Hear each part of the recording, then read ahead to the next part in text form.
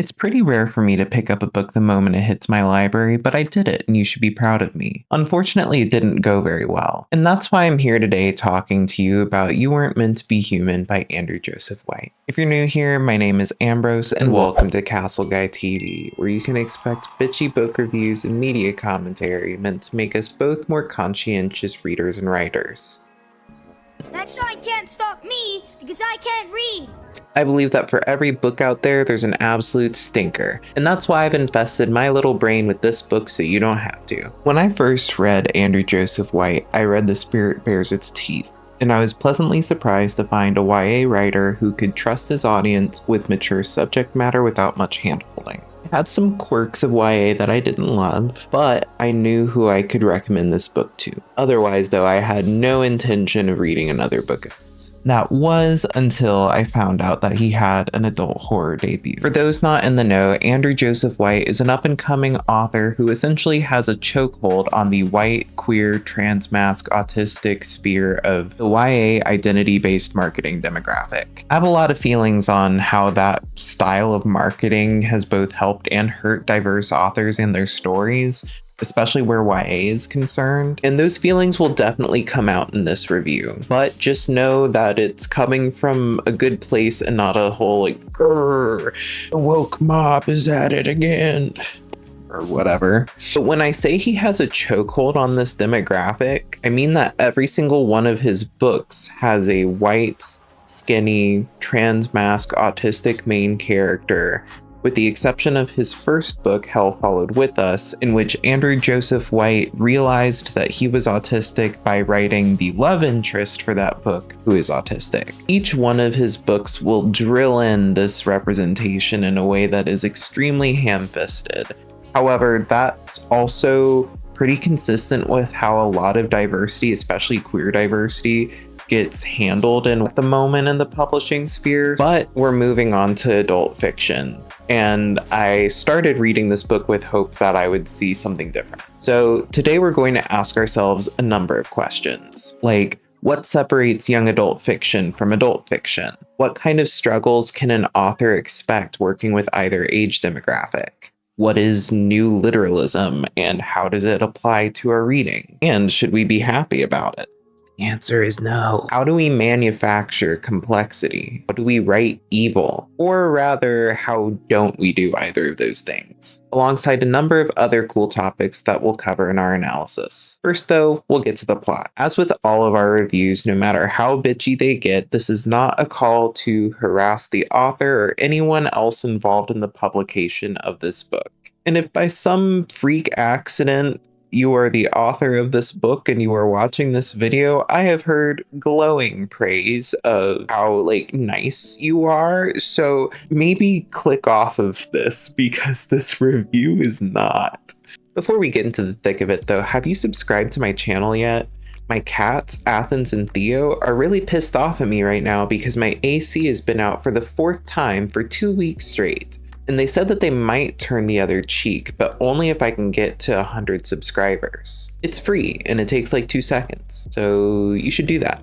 A final note before we get started, because my AC was out and I had maintenance people running back and forth through my apartment and it was also like 80 degrees, the idea of trying to get a 2-ish, 3-ish hour video recorded on camera seemed like the worst possible thing to do for my sanity. So instead I recorded some B-roll of me playing Dark Souls poorly and getting through Blighttown where there's lots and lots of bugs. This style of video doesn't call for a lot of things to look at on screen except for like excerpts and stuff.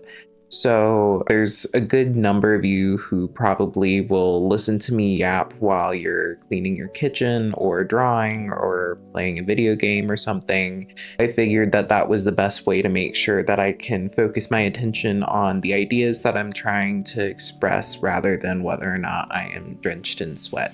It's been a rough 2 weeks. Now let's get back to our regularly scheduled programming.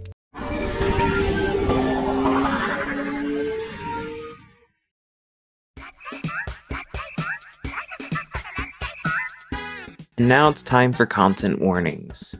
From the top, we have weird bugs, infestation, parasites, graphic violence, transphobia, emetophobia, tocophobia, bestiality, infanticide, cannibalism, suicidal ideation, self-harm, extremely dubious consent, psychological and domestic abuse, stillbirth, miscarriage, childbirth and pregnancy horror, implied rape, rape fantasies, abortion, desecration of infant corpses, victim blaming, transemasculation, cult or cult-like settings, male pregnancy, negative descriptions of male pregnancy, forced pregnancy, medical experimentation, other miscellaneous potentially offensive fetishes, and if you've seen my very first video on this channel, you'll know my favorite, the most 3-edgy 5U wallowing I've read since middle school. Let's look at our opening summary. Alien meets Midsummer in this chilling debut adult novel from award-winning author Andrew Joseph White about identity, survival, and transformation amidst an alien invasion in rural West Virginia. Festering masses of worms and flies have taken root in dark corners across Appalachia. In exchange for unwavering loyalty and fresh corpses, these hives offer a few struggling humans salvation, a fresh start. It's an offer that none refuse. Crane is grateful. Among his hive's followers, Crane has found a chance to transition, to never speak again, to live a life that won't destroy him. He even met Levi, a handsome ex-Marine and brutal killer who treats him like a real man, mostly. But when Levi gets Crane pregnant, and the hive demands the child's birth, no matter the cost, Crane's desperation to make it stop will drive the community that saved him into a devastating spiral that can only end in blood. You Weren't Meant to Be Human is a deeply personal horror, a visceral statement about the lives of marginalized people in a hostile world, echoing the works of Stephen Graham Jones and Eric LaRocca.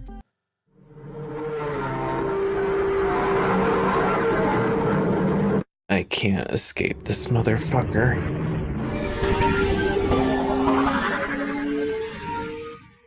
Crane is an autistic trans man who is voluntarily mute. He is skinny, white, recently 20, and is very early on in his transition, having about 1.5 years of testosterone and social transition under his belt. He currently serves a hive of worms and bugs and stuff that lives inside of a gas station in a mostly abandoned town in Appalachia. Serving the hive alongside him is Levi, who is described early on as wearing dog tags and having been dishonorably discharged from the Marines. All you have to remember is that he's white, describes himself as straight, and is a bootlicker. He and Crane have had a situationship since early on in Crane's time with the hive, and Crane's descriptions of sexual situations leave most matters of consent dubious. Which is where we should get out of the way now that Crane has a rape fetish.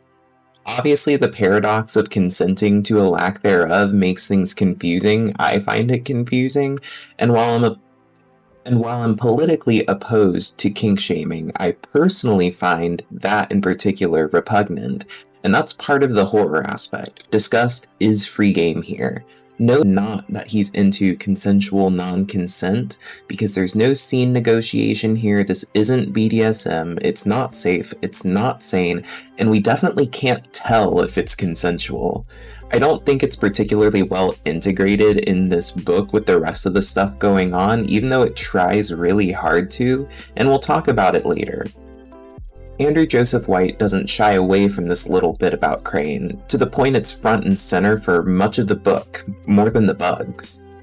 Anyway, our narrative voice here sits in the present tense, and it reads like first person except all I is replaced with Crane's name. While you might think that I'm just re-describing limited third person, you're only partially correct. What I mean is that this third-person narration is voicey, and we can for the most part spend our time discussing this book with the assumption that the narration is just Crane's actual thoughts, and not the machinations of a separate, impartial narrator that occasionally states interjections of Crane's thoughts. For instance, quote, "Is Levi still smoking back there? He doesn't think so, but it smells like it. God, that'd be hot if he was. Use the dips between the vertebrae as an ashtray, fuck up the cheap tattoo there with a scar, it looks so good. Levi's body heat warms the bare backs of Crane's thighs. Crane whines. It's pathetic." I mean, come on. He's right. Levi also, according to a stray thought from Crane, has a tendency to also call Crane the F-slur if he's being too fussy during their horizontal relations. If you didn't have a bright enough picture of what every blue-collar DL chaser with straight on their bio looks like on every dating app ever. Crane's voice is self-deprecating and bitter, and also confusing. So Crane from chapter 1 says that him not speaking is a choice, and that him speaking especially ruins the fun with the dubious consent in his flings with Levi. Because he's trying to get Levi's attention to notify him that there's a new person on the security cameras while they're fucking in the manager's office at the gas station, rather than say anything, he bites Levi's hand. Levi is confused, and Crane remarks on it being annoying that Levi is surprised, quote, when the autistic guy he's been using as a sex toy for 2 years is acting like an autist. Important note here, they've been fucking longer than Crane's medically transitioned. Add that to the chase. This may seem fine to some, may seem peculiar to others. We'll unpack it all later. There's a new girl at the gas station hive.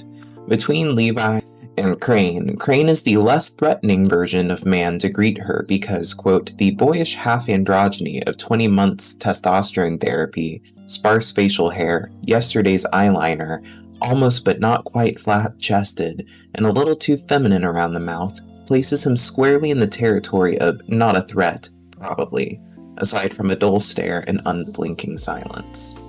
I think this is a description of early transition I've only encountered with skinny white trans guys personally. While there's nothing wrong with having that describes like every one of Andrew Joseph White's main characters except for in The Spirit Bears Its Teeth, only because they were still closeted in a setting where it's essentially Victorian standards for girls. More food for your thinking pleasure. Crane sees this girl who is not doing too hot and immediately reminisces on him being in her place once, 3 years ago, because he was hanging out alone in his high school parking lot thinking about how to self-immolate because, while he wants to die, fire especially is the method of choice. But then the hive or swarm or whatever happens. He says, quote, by the time it makes you an offer, it already knows you won't say no. And then you end up in front of a strange building, hours from home in the middle of the night, with blood in the back of your throat and burns on your fingertips. Him and the girl make contact, Crane offers water, and they head back, and we immediately plunge back into another reminiscence, this time about his pre-transition self. Andrew Joseph White makes the choice to give Crane a dead name and to use it, frequently. I personally got so confused early on trying to distinguish who was who in the book that having a past self with a second name turned into me thinking that there was another girl entering the hive for a solid chapter.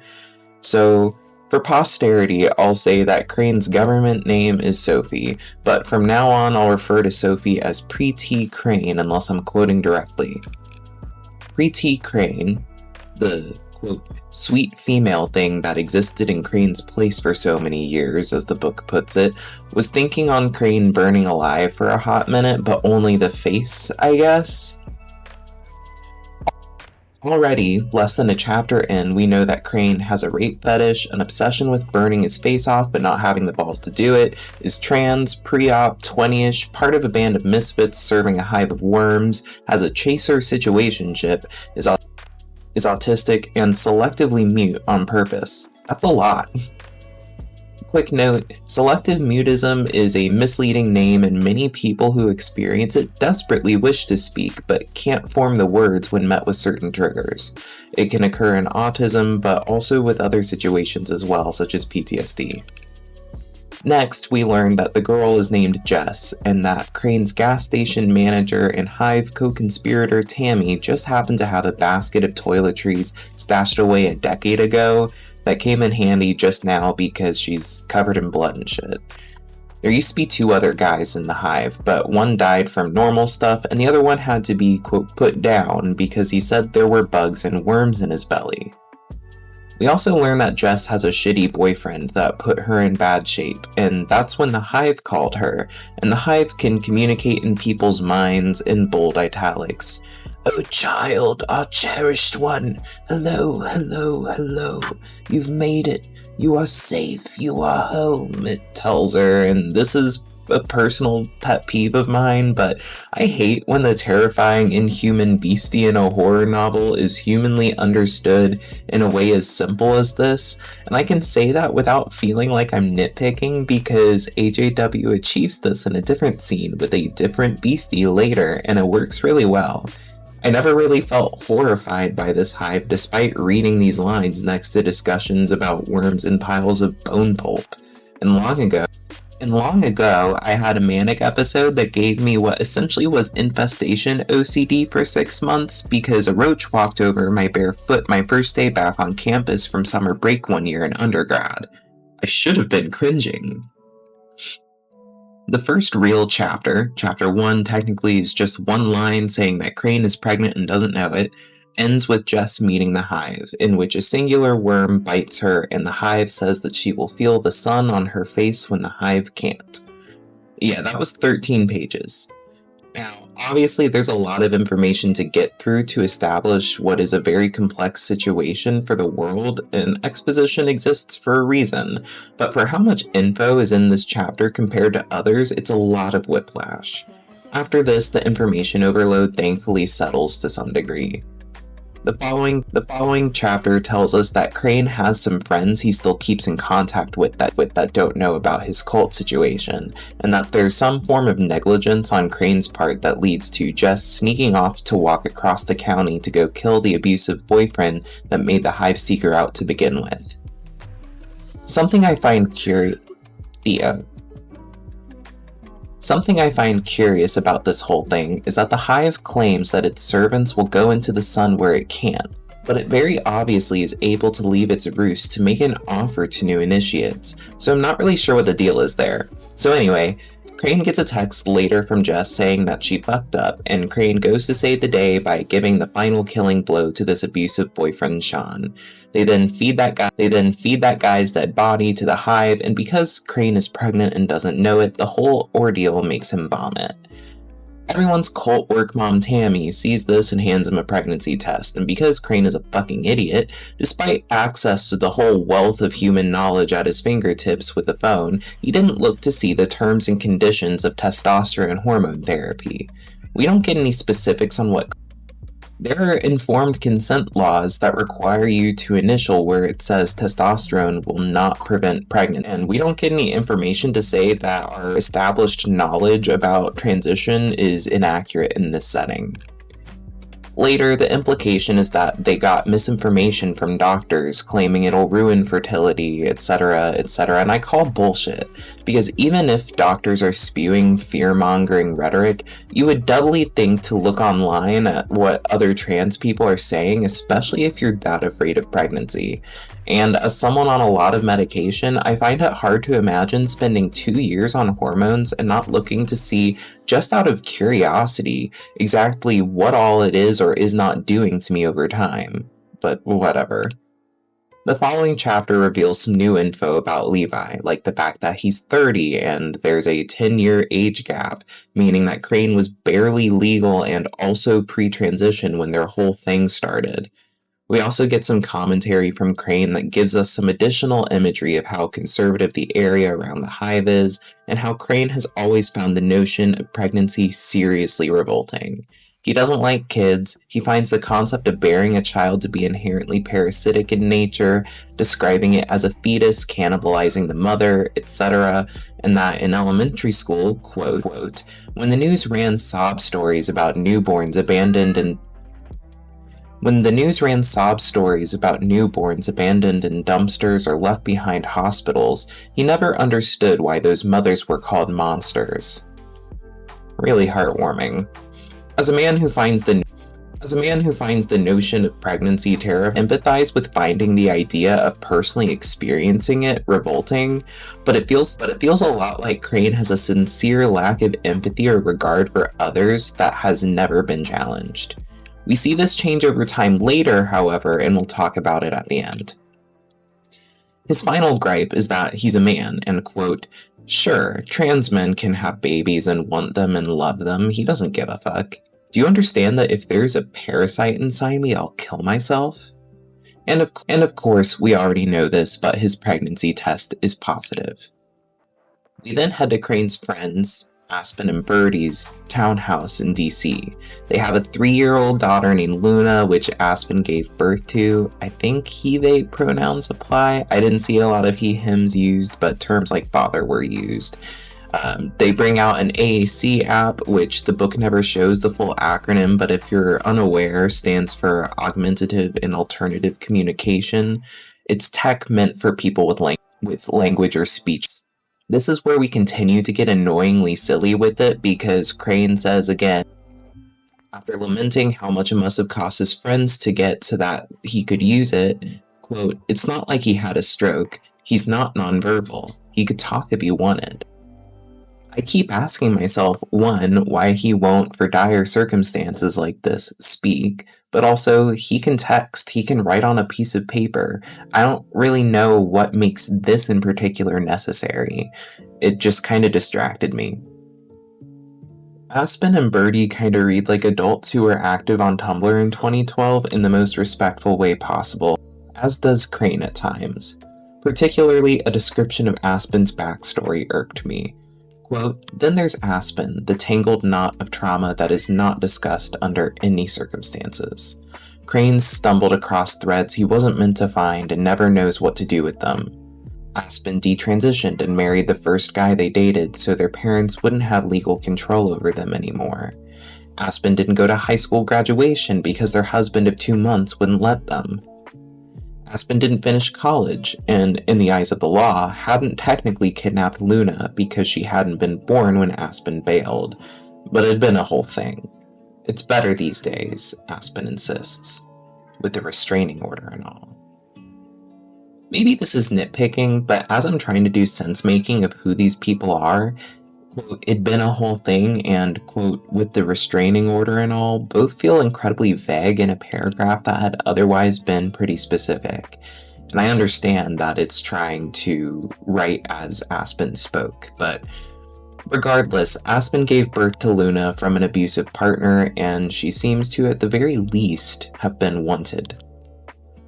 There's an implication that Aspen is aware Levi is in some way abusive. We get some self-pitying as well. Aspen confirms that Levi is the sperm donor, then asks Crane if he's safe. Crane doesn't respond, and this is his internal monologue.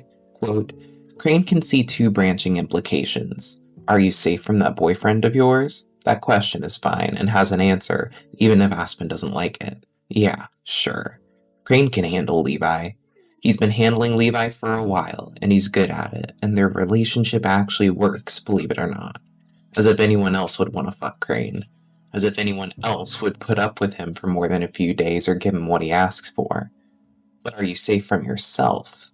That's another thing entirely." We already know this as the reader, that Crane is mentally cuckoo for Cocoa Puffs with all the shit he's got going on, and no, it has nothing to do with his Spectrum Wi-Fi diagnosis, so we get a pretty good glimpse at how delusional he is here with his description of his, quote, "relationship" with Levi. Anyway, after Crane just stops typing, Aspen gets really armchair therapist-y, and Crane says, quote, "You know what I'm going to do," by typing on an iPad. And Aspen is like, no, we can fix this. There are abortion pills. We can take care of it tomorrow.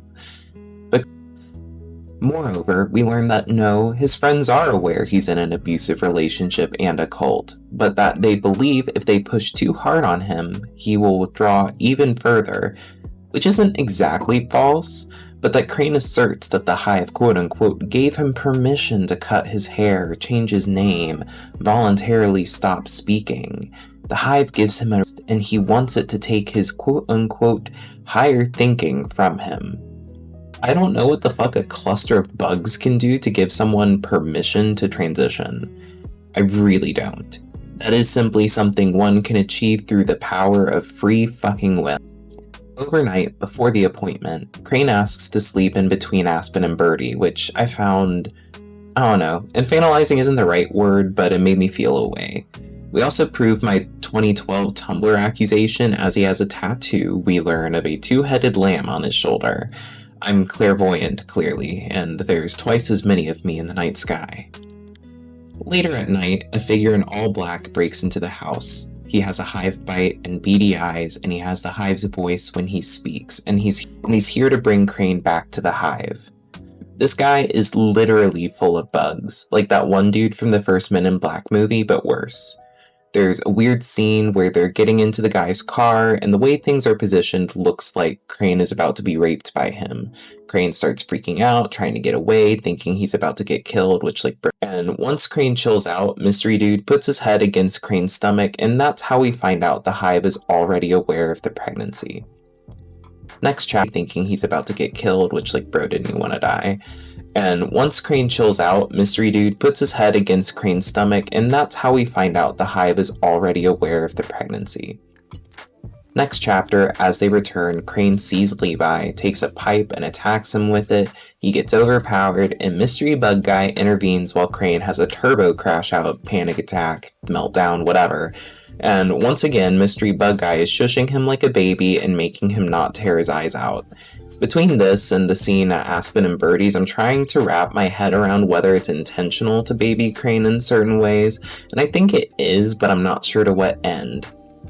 Part of it for sure has to do with bodily autonomy, as this entire book is about that, but I don't know where it connects yet. More on that later. Levi continues being a dick because that's his whole deal. We learn this chapter that Levi and Mystery Bug Guy in different ways are hellbent on making sure nothing happens to Crane's pregnancy, and the hive wants him to have the baby. So Hayne take away anything he can hurt himself with, and Mr. Bug Guy, who Crane then names Stagger because he walks like he's full of bugs, has a strangely intimate tutorial on testosterone injections. He only makes buggy, clicky sounds now when the hive isn't speaking through him. We also receive more accounts of Crane's obsession with rape fantasies from when he was in high school, because of course we do. A little later, Crane goes to confront the hive, because as we all remember, the hive is cool and progressive and gave him permission personally to transition, right? So imagine after the hive already tells him that it wants him to keep the baby, that it tells him again to keep the baby. Now remember, a few pages ago, Crane was talking about how he wanted nothing more than to give away all his higher thinking and become a host for the will of this cluster of worms. So not knowing how testosterone works despite having access to the internet to look it up, Crane also didn't read the fine print of wanting to give his mind and body to a sentient bug cluster. And the thing is that a cluster of bugs has no real way of understanding how human gender works. It doesn't see Crane as a man or a woman, so it can't affirm Crane's manhood. It sees him as a creature with a womb capable of carrying bug children, which honestly isn't too different from the worst trans corner of the internet, where everyone's perspectives have to be prefaced by their assigned gender at birth, as if that isn't just reskinning gender essentialism. So of course, the hive is like, OMG, is there something wrong with the baby? Wait, you're not happy? And then this part also kind of annoyed me with just how over-explained it is. Quote, we imagined this might be your reaction. Gravidity must go against your instincts. A female trying so hard to appear male, to be treated as one. Yes, of course. End quote. We know you. We understand you. We know you better than you know yourself, and this is not what you wanted? End quote. You pleaded for us to do as we wished with you, didn't you? To mold you in our image, to give you a place, to make your choices, change your body, make you into something useful, to keep you from being something other than fuck meat and repulsive lust and fear, to make the outside match the inside. How fortunate, then, that we've given you what you want. First of all, I hate the voice that the hive has. Again, I've said it before, but I'm tired of beasties not sounding like beasties or the inhuman sounding human. We can do better. The whole alien meets mid, but we'll get into it later before I derail this. Tammy tries to talk Crane down after he starts freaking out, and we find out that the hive is aware that Tammy has given abortions to hive members in the past. So, to add insult to injury, the hive specifically says it wants Crane's baby. This is where a few folks felt the book became misogynistic, which I don't necessarily agree with, but I can understand how they got there. Jess is trying to help with getting Crane to chill out. He realizes with sudden clarity that he hates her. If the hive was going to pick anyone for this bullshit, why couldn't it have been her? She comes here, fucks up her first hunt, and has the gall to stand in front of him and look at him with such big eyes, like she feels bad about this, as if she knows him, or cares. It should have been her. Let her be the one to carry the hive's press. Hell, maybe she'd even like it. Maybe they should find out. We'll unpack that later. We find out in this scene also that the abortion Crane was going to get with Aspen and Birdie wouldn't have even worked because he was too. Following this is another overlong interlude where Crane is reminiscing on pre-transition Crane's desperate obsession with self-harm, rape, and being assaulted also by his neighbor's dog. He refers to this part of his brain that is full of lust-fueled fantasies of either committing or experiencing sexual violence to himself or dogs as his lizard brain if you needed a throwback. And in a flashback where he's getting dressed for graduation and starts crying, he points out how similar Jess looks. This is important for later. We then snap to reality, and Stagger is holding Crane like a baby again, and the hive is speaking through him to try and reassure Crane, and Crane has to sit and accept his fate. That's the first trimester. For part 2, Crane is basically on abortion suicide watch. He remains a jerk to Jess, who frankly is just trying to be nice. Aspen and Birdie are sending text updates despite going AWOL on them. Levi basically wants nothing to do with him and won't touch him. Stagger is always nearby, and now Crane's only option to get off is to do it himself by watching quote-unquote the grossest porn he can find with the audio cranked so loud in his earbuds it hurts. In his disgust, Crane refers to the fetus as the larva and imagines it as worms, which is honestly upsetting that it's a metaphor because I think it would have been more horrifying if they were real worms. He and Stagger are apparently teaching each other rudimentary ASL, and they're having, once again, strangely intimate scenes about the whole thing. And I do mean strangely, because otherwise, they're pretty nothing burger scenes if Stagger weren't there. Crane looks at his stomach and broods about it. Stagger is there and seems somewhat sensitive to him feeling bad about the whole thing, but neither of them speak because Crane is Crane and Stagger is full of bugs. There's an overlong scene where Levi gets hurt and Crane is patching him up and brooding about how Levi won't pay him attention, and I get the sense that Crane's only idea of validation as a man is to be the world's most obnoxious masochistic sub on Earth, and I told him to get his shit together and shut up, he'd have to take a cold shower. Instead, Crane decides to stir the pot and accuse Levi of fucking Jess now that Crane is pregnant, and Levi says some shit that implicates Crane as being a girl to him, which, go figure. And then we quickly find out there's a pregnant girl from a different hive who Tammy needs Crane's help with. At this scene, the young girl from another hive claims that Levi told her about Crane. Whether this is out of positive feelings is anyone's guess, and the sincerity of them too is questionable inherently. We get the implication that Hannah, this girl, either is bearing a child from an abuser or rapist or some supernatural source, as she refuses to answer who the father is. Anyway, the baby is coming so early that it is 100% dead, and Crane is jealous. Tammy has a little heart-to-heart with Crane about her years as the village abortionist for her hive and the surrounding ones, but that all the worms told her to stop and spend her time with Crane. No clue what makes Crane special, just that the hive said no. And then soon after, Hannah births her unborn child and it gets disposed of, but not before Crane examines the dead fetus and pokes a hole through its ribcage and freaks Jess out. She calls Crane out on his unsubtle dislike of her, and we get annoying little inclusions here where he realizes that she's about to cry, and he says, quote, "The best part about being a mute is that he doesn't have to respond to stuff like this. He could really play up his autist status today too if he wanted. Just get up and leave." The notion of, quote, playing up his autist status as an excuse for being an asshole really gets me. So Jess continues to rant, and Crane continues to project his upset about his situation onto her while we learn she was trapped in a cabin for weeks without being able to go outside, and that this job with the hive at the gas station is her first job ever, and that she's also aware that the situation she's in sucks just as bad as the one with Sean. The following chapter, we get another pre-transition Crane flashback, which really threw me for a loop. At this point, I'm just going to read the whole thing out. Quote, "In middle school, Sophie was obsessed with childbirth in the same way that kids become obsessed with watching the same scary movie over and over again. The same way she would become obsessed with that dog on the other side of the backyard fence. You know, the one that Crane fantasized about abusing sexually. She liked it because she hated it. It started with reading the Wikipedia page because she was an autistic child, and that's how autistic children handle situations like this, by consuming as much logical, practical information about the topic as possible.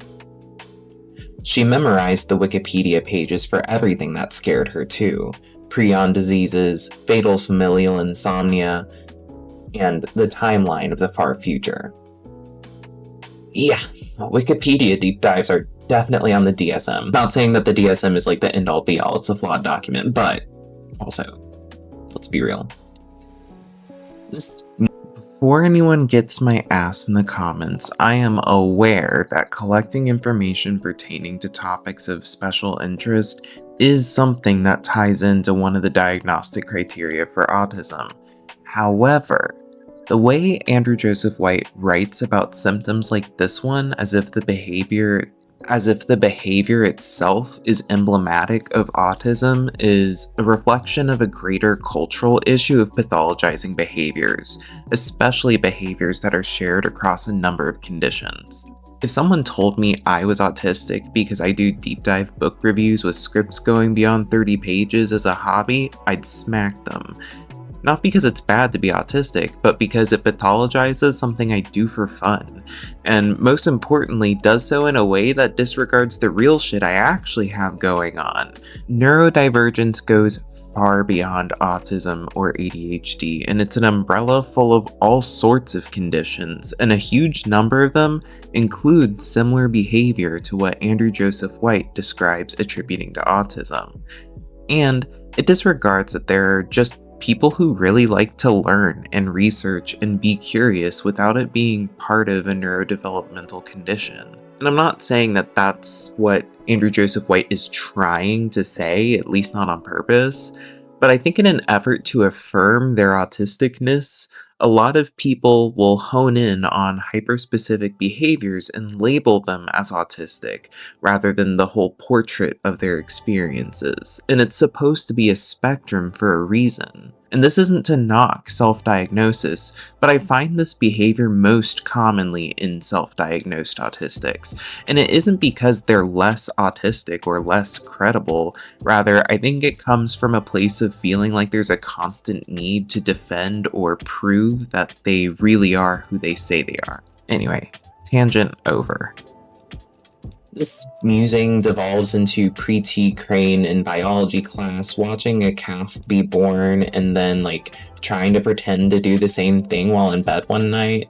But what throws me about this whole thing is how aggressive the prescriptivist descriptions of autism are. Andrew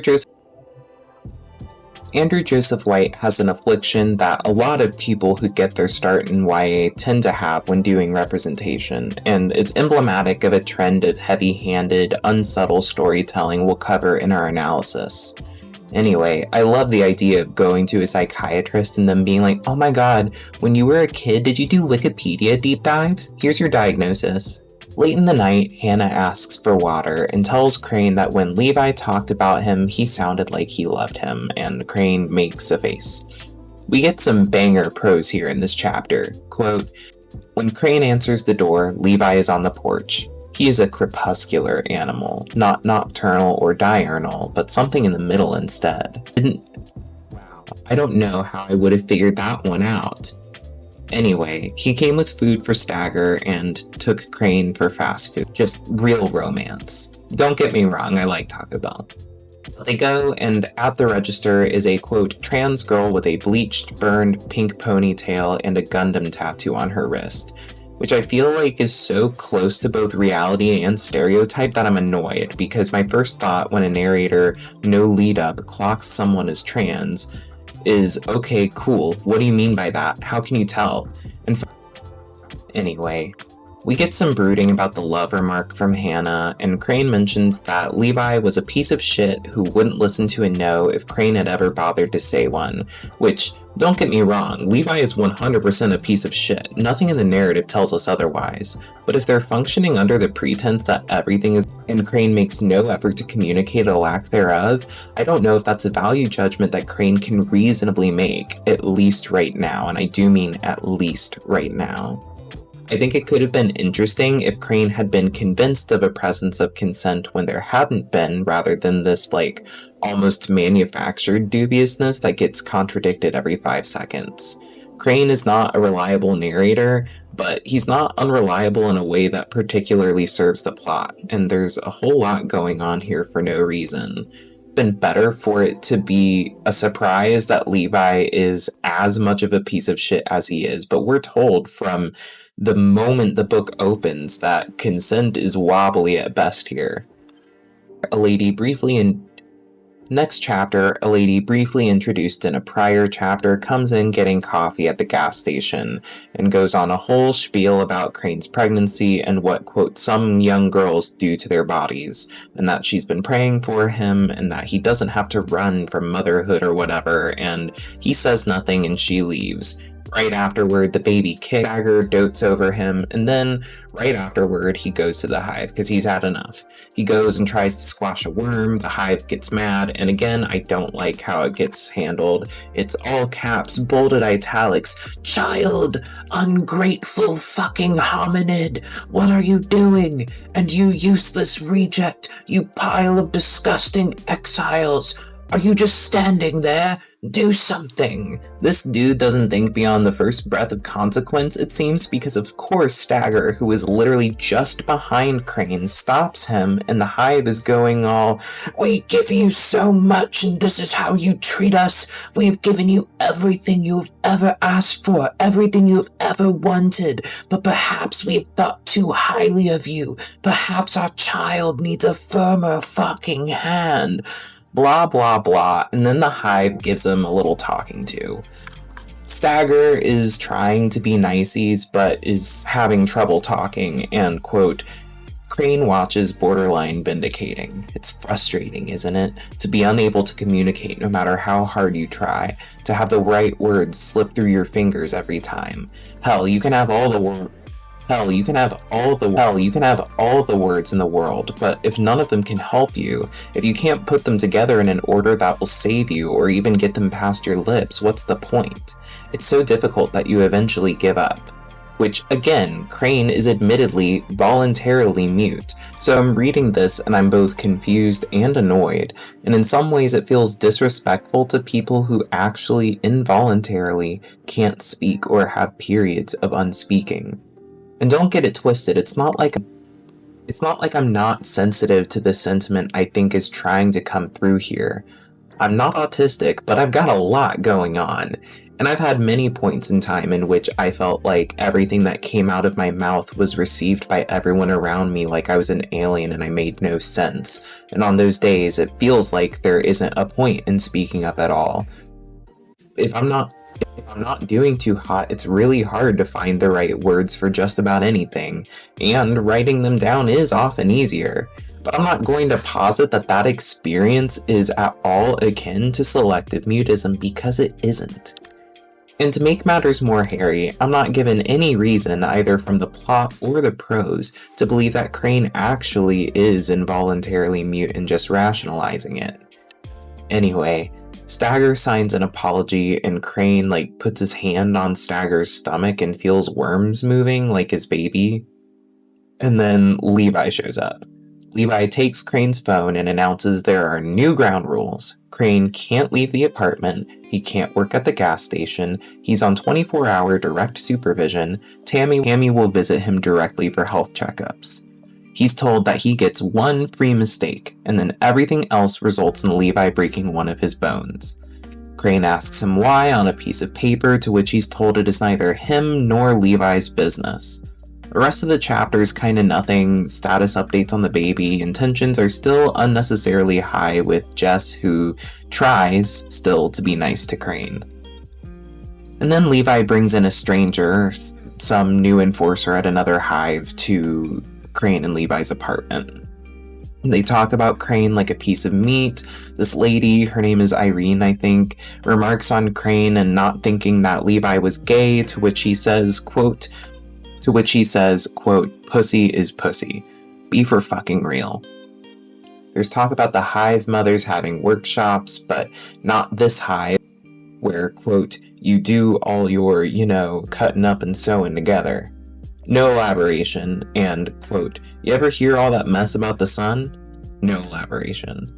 The lady says the mean word for gay too hard, apparently, and this seems to cross a line for Levi, which I'm going to characterize as him being upset at being called gay, not upset for being called a slur.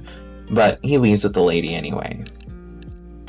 Next chapter, Jess shows up really drunk and is suddenly not niceys. She tells Crane if he actually wanted to die, he would have done it already, suspects aloud that he actually likes all of this, and then she throws up. And she tells Crane that she's not going to lie here, spread her legs, and take it like him, but that he's the only person she could think of for help because she's also pregnant, and it's Levi's. And she tried to abort the baby herself, and it didn't work. She insists that she wasn't forced, but also that she wasn't sure because, quote, he makes you feel crazy. They try to go to the hospital, but Levi and Irene are at the exit of the apartment complex waiting. Levi is driving Crane somewhere, and he spends that car ride criticizing Crane's taste in pornography, and reveals that he had Irene look into Crane's phone and found Aspen and Birdie, and sent fake texts through his phone seeking their help, and he gives an address to this auction house or something, and basically Levi is making Crane either cut ties with or kill Aspen and Birdie to prove his allegiance to the hive.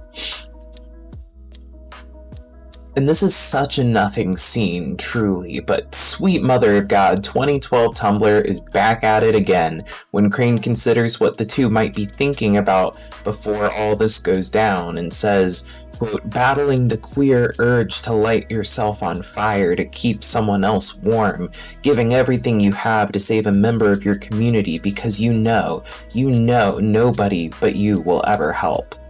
Girl, come on. The phrasing of the queer urge really drives me insane, truly. Also, I don't personally at least associate this behavior with queerness. I associate it with the codependent relationships of high school and immaturity, the worst group of chronically online white queer people in your area who are always having a crisis. One of them has a ukulele, one of them has really bad sticker sheet looking tattoos and romanticizes being skinny, one of them should never touch ethical non-monogamy with a 10-foot pole until they go through at least more years of therapy than they've been alive. There's at least one person that's just normal, and then at least 3 gifted kid burnouts. Only one of them is actually intelligent in any tangible way, and the other 2 have made whatever flavor of neurospicy the other one also is their entire personality. Not because those experiences don't make them fundamentally different from a neurotypical, but because they pathologize all of their actions of being a symptom of, Anyway, so our autistic main character, who, if you can't remember, is voluntarily mute, has pushed away his buddies by punching one of them, and the mean, nasty words they say to him is just that they're not going to drag him kicking and screaming when Crane's just going to go back to Levi like always, which, frankly, punching laterally is such a limp-wristed scene. Be for fucking real. Aspen was in an icky marriage and escaped it. Birdie ratted on her brother to the feds. They can do better than that. Crane can do better than that, but okay. The following chapter, Levi is satisfied with Crane's severing ties with Aspen and Birdie, and there's this dubiously consensual sex scene, and in this scene, we actually get, quote, Crane tries to remember. What was it he said? Well, not said. Bad choice of words. What was it he thought the night Jess arrived at the gas station, the night he was bent over the manager's desk? The sex is better when he doesn't know if he agreed to it. It's better when it hurts and there's a hand around his throat because it's correct, because that's where he's supposed to be. It's different this time. Can't read the rest out loud on camera, but I'll say the opener here is pretty interesting and it's effective. It's one of the moments where I really feel like I'm reading Andrew Joseph White's craft as opposed to some of the weaker portions. In this scene, Crane is questioning if he would give what is essentially enthusiastic consent if he were asked a direct yes or no question to sex. We don't get a straight answer again. We get references to Crane's fantasies about being attacked by boys in the locker room, about the dog, and a particularly rough encounter between him and Levi is misgendering him, calling him a good girl, and Crane is really into it apparently. And we get another glimpse into Crane's personal experience with sex and gender. Quote, "What's the point of having sex with men if you don't get to see the grunting, sweaty beast thing they turn into when they fuck you?" Alongside every time we hear him internalize, pardon the pun, his ideas of manhood as, quote, taking something like a man, again, this dude's idea of gender is a masochistic, subby bottom with no self-esteem. I don't know what flavor of man he's going for, but it scares me. And ever the romantic, as promised, because Crane got one free fuck up, Levi only breaks 2 of his fingers. Crane vows he's going to give himself to the hive and the baby, and then when everyone's distracted, he's, quote, going to do it. We'll see what in just a second. Before that, we montage through some more weak, slow drama. We get another, oh my god, I'm quirky, don't forget my main character is autistic add-in, where they're talking about food cooking in the kitchen, and Crane says, the pot of water on the stove bubbles vaguely, but not enough to put the pasta in yet. It's a big pot, because obviously, autism, eating the same thing every day, it's easier to just make 2 boxes of macaroni at once and portion it out. It's not the trait that's the problem, it's just the cringy prescriptivist prose. Like, I'm not autistic and I eat the same things every day for the most part, it's financially easier, it's less time consuming, it's less thinking to do when I work a full-time job and I'm tired all the time, and he makes it sound like his eating. I would much rather that Crane had just explained that he ate the same thing all the time and that he was making a bunch of food to last him through the week. But we immediately filter the behavior through it. Don't just go, lol, autism, am I right? At the end of this chapter, though, Crane pulls a fucking Jeff the Killer ass move and shoves his face inside the boiling pot of water so he can live his little dream of self-immolation, kind of, and, quote, make the outside match the inside. Because, you know, he needs to look like his dark and twisted mind. The 3rd trimester starts here, and Crane is loving this. He is obsessed with knowing what kind of damage he's done. It's all very, OMG, my appearance now reflects my dark and twisted mind because I'm an evil, icky person, but it's just some mediocre white guy with low self-esteem. The detail put into the description of the self-harm and injury, little things like the burns of his piercings he didn't take out before he shoved his face in the water, etc., all really serve to replace our horror elements here, and Stagger is being a good little bug house husband and is doing all the wound aftercare while Crane is busy doing what he does. Crane also laments his not taking tea in 3 months, which seems like a really annoying thing to remark on given that he had said before that he only had a 3-week supply months ago.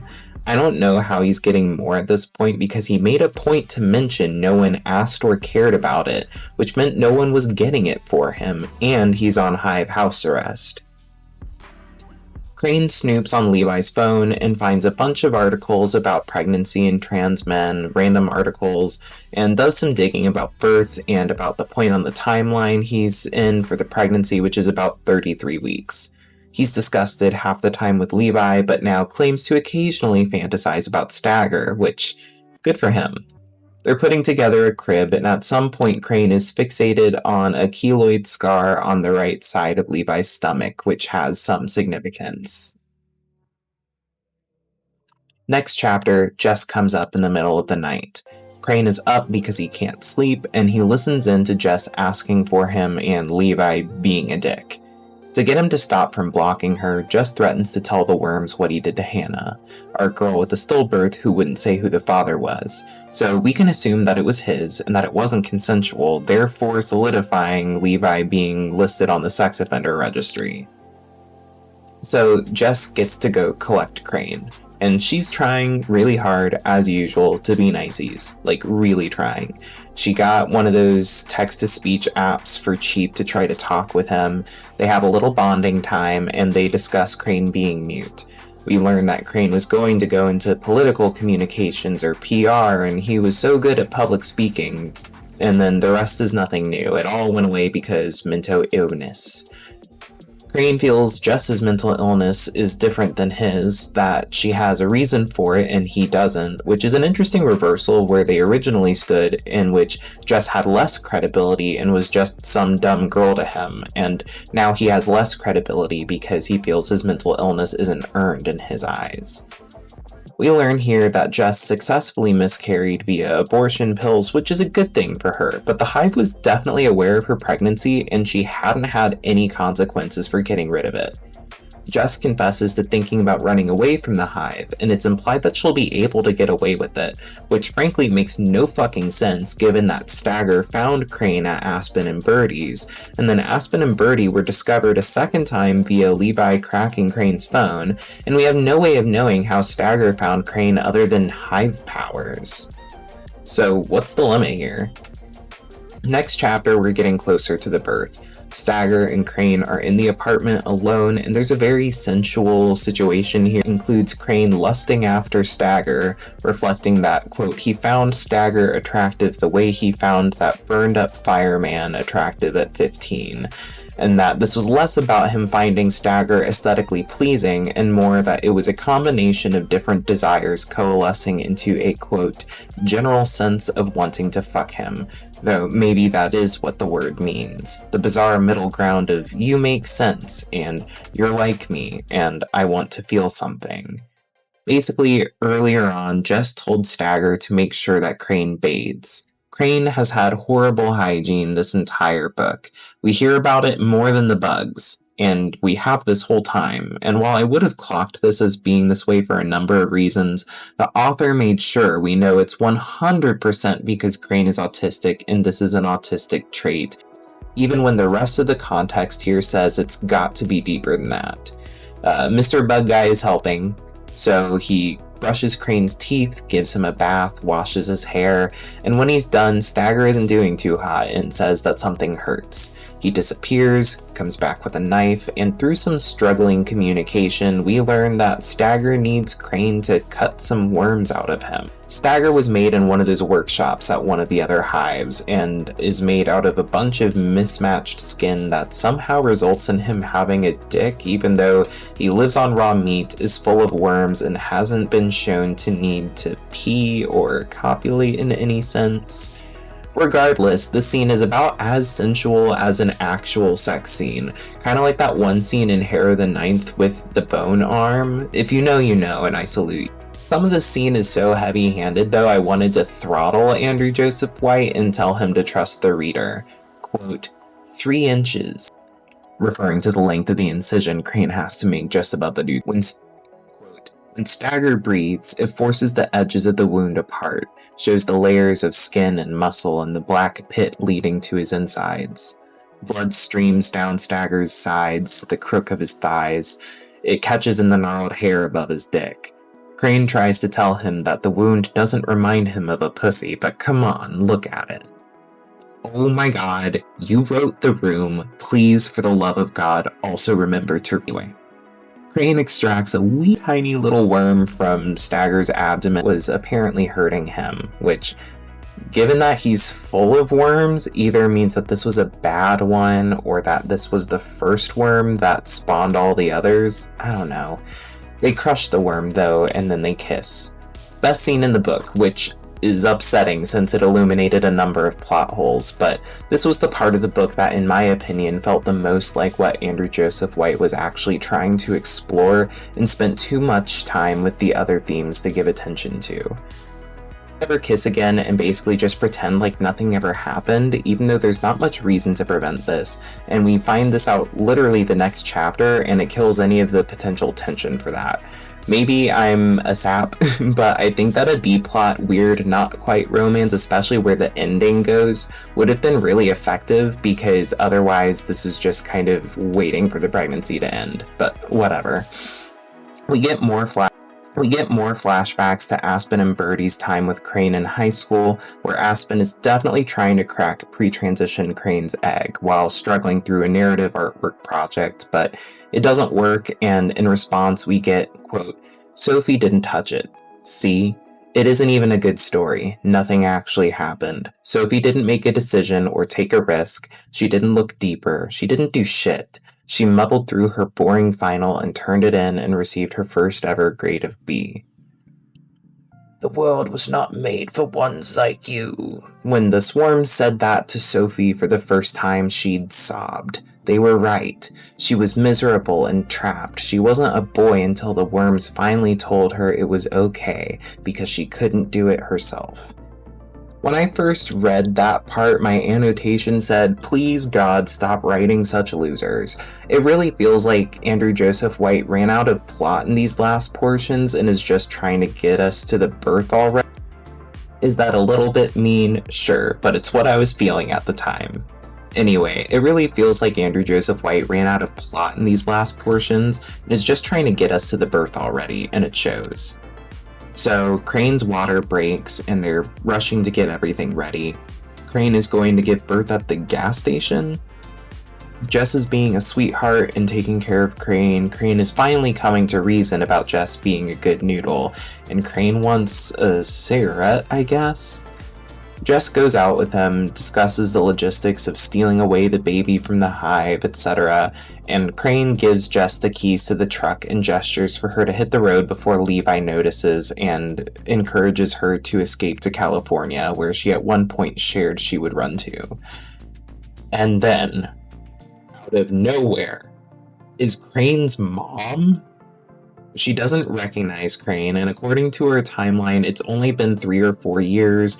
Crane's hair is long again, and wasn't frankly on testosterone long enough to be unrecognizable while pre-op and 9 months pregnant, let's be real. His dad shows up too, and finally they recognize him, though they don't remark on him having his face boiled. So is he or is he not unrecognizable? I'd really love them to pick one. Anyway, whatever. Okay.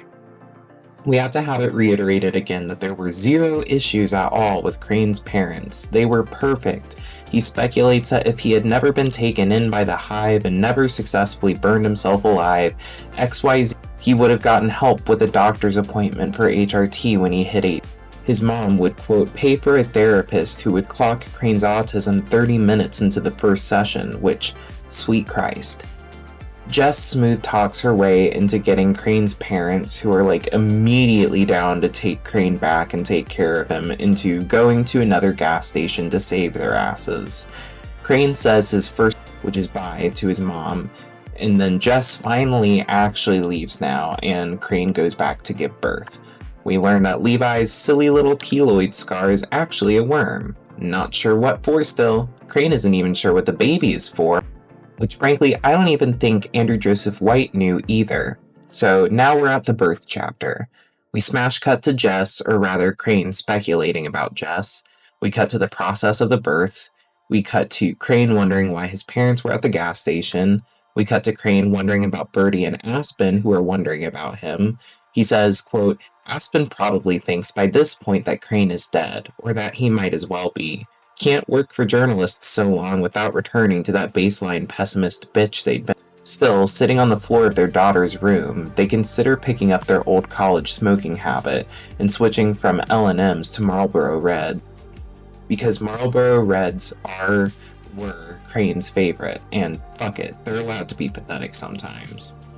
On my notes, I added "sometimes" with a bunch of exclamation points and question marks the first time I read it, if you were wondering how I felt about Crane at this point. And then the wee little baby is born. Yay, it's a girl. Crane is now very protective of the baby. Crane is aware that it's not the baby's fault that this happened and deserved to be born to someone who gave a shit about her, and that it's not right. There's some afterbirth stuff going on, and the hive is just tickled that there's a little baby. The baby is getting introduced to the hive, but Crane is hesitant and Levi is being a dick. It's implied that the worm that Stagger had put in him and the worm that was put in Levi will also be put in the new baby. Crane realizes that him being treated like a baby factory is exactly what's going to happen to his baby, so Crane's solution is to eat his baby. I will spare you the specific details, but that is exactly what he does. And the hive is not happy and is yapping in all caps again, doing the cartoon villain speech. "We saved you! We made you! Ungrateful fucking beast, and this is how you repay us! Wah wah wah." Anyway, there's a fight scene.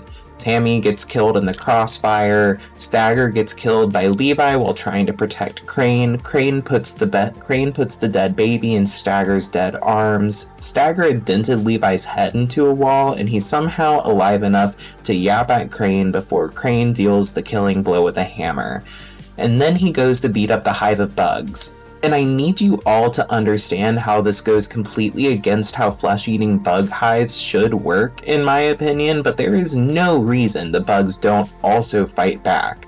But apparently they don't, and he just smashes up the hive to pieces and then goes back and picks up the dead baby.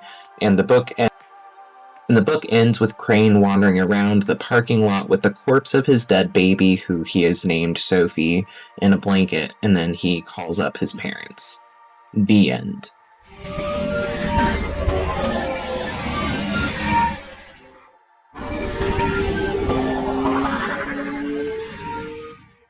We're always going to open our analysis with a look at genre, but this time we're also going to pay extra attention to age demographics too, since Andrew Joseph White is originally a young adult author, and this does factor into some of the issues I have with this book. First, this is a horror novel.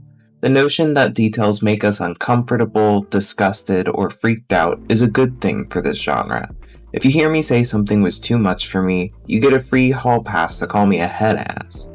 When I criticize the handling of sensitive topics here, it's with the understanding that discomfort is part of White's goal. This book is marketed as Alien meets Midsummer. Whoever decided this comparison pitch needs to rethink their life choices. Sure, there's aliens, I guess, though we never actually find out to what extent, just that there are hives around Appalachia and they're all bugs. Don't know where they're from, how they factor into the world, what their presence implies for the time, etc.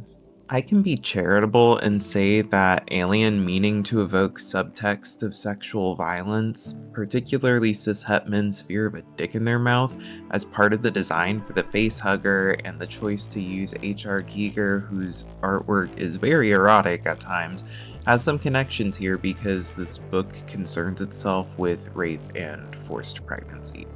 Midsummer has a cult and a shitty boyfriend. However, Midsummer is a highly psychological slow burn about the main character's grief over her family dying and how selfish and out of touch her boyfriend is.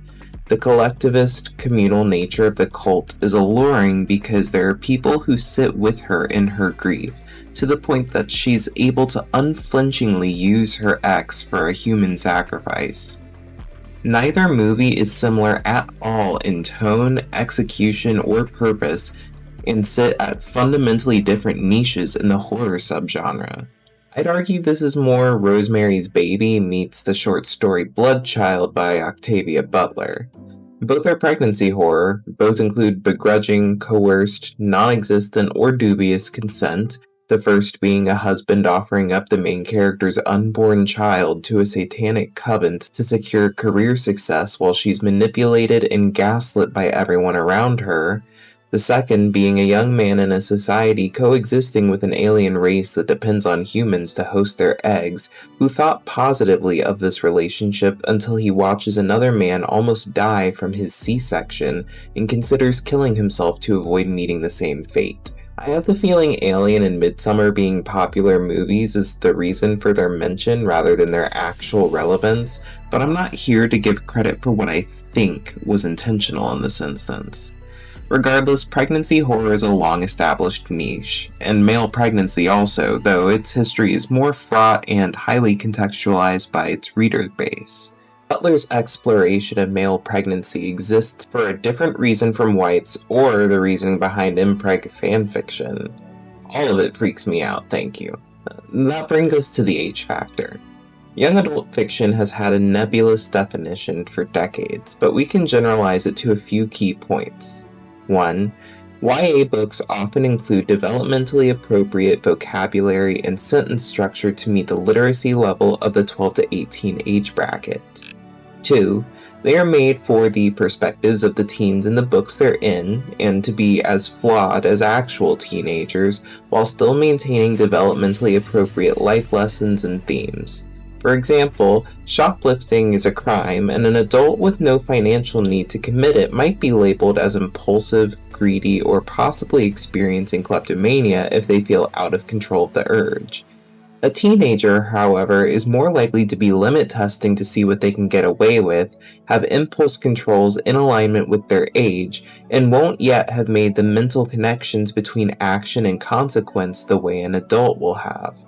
They might be more concerned with how their friends will see them if they get caught versus the consequences of being arrested for a crime. How the story responds to this action will be different between both ages, which might seem obvious, but trust me, it isn't to everyone. 3. YA books are about and for young adults, with most plot lines including coming-of-age elements, including searches for identity, meaning, understanding about oneself, finding independence from family, surviving school, and so on. 4.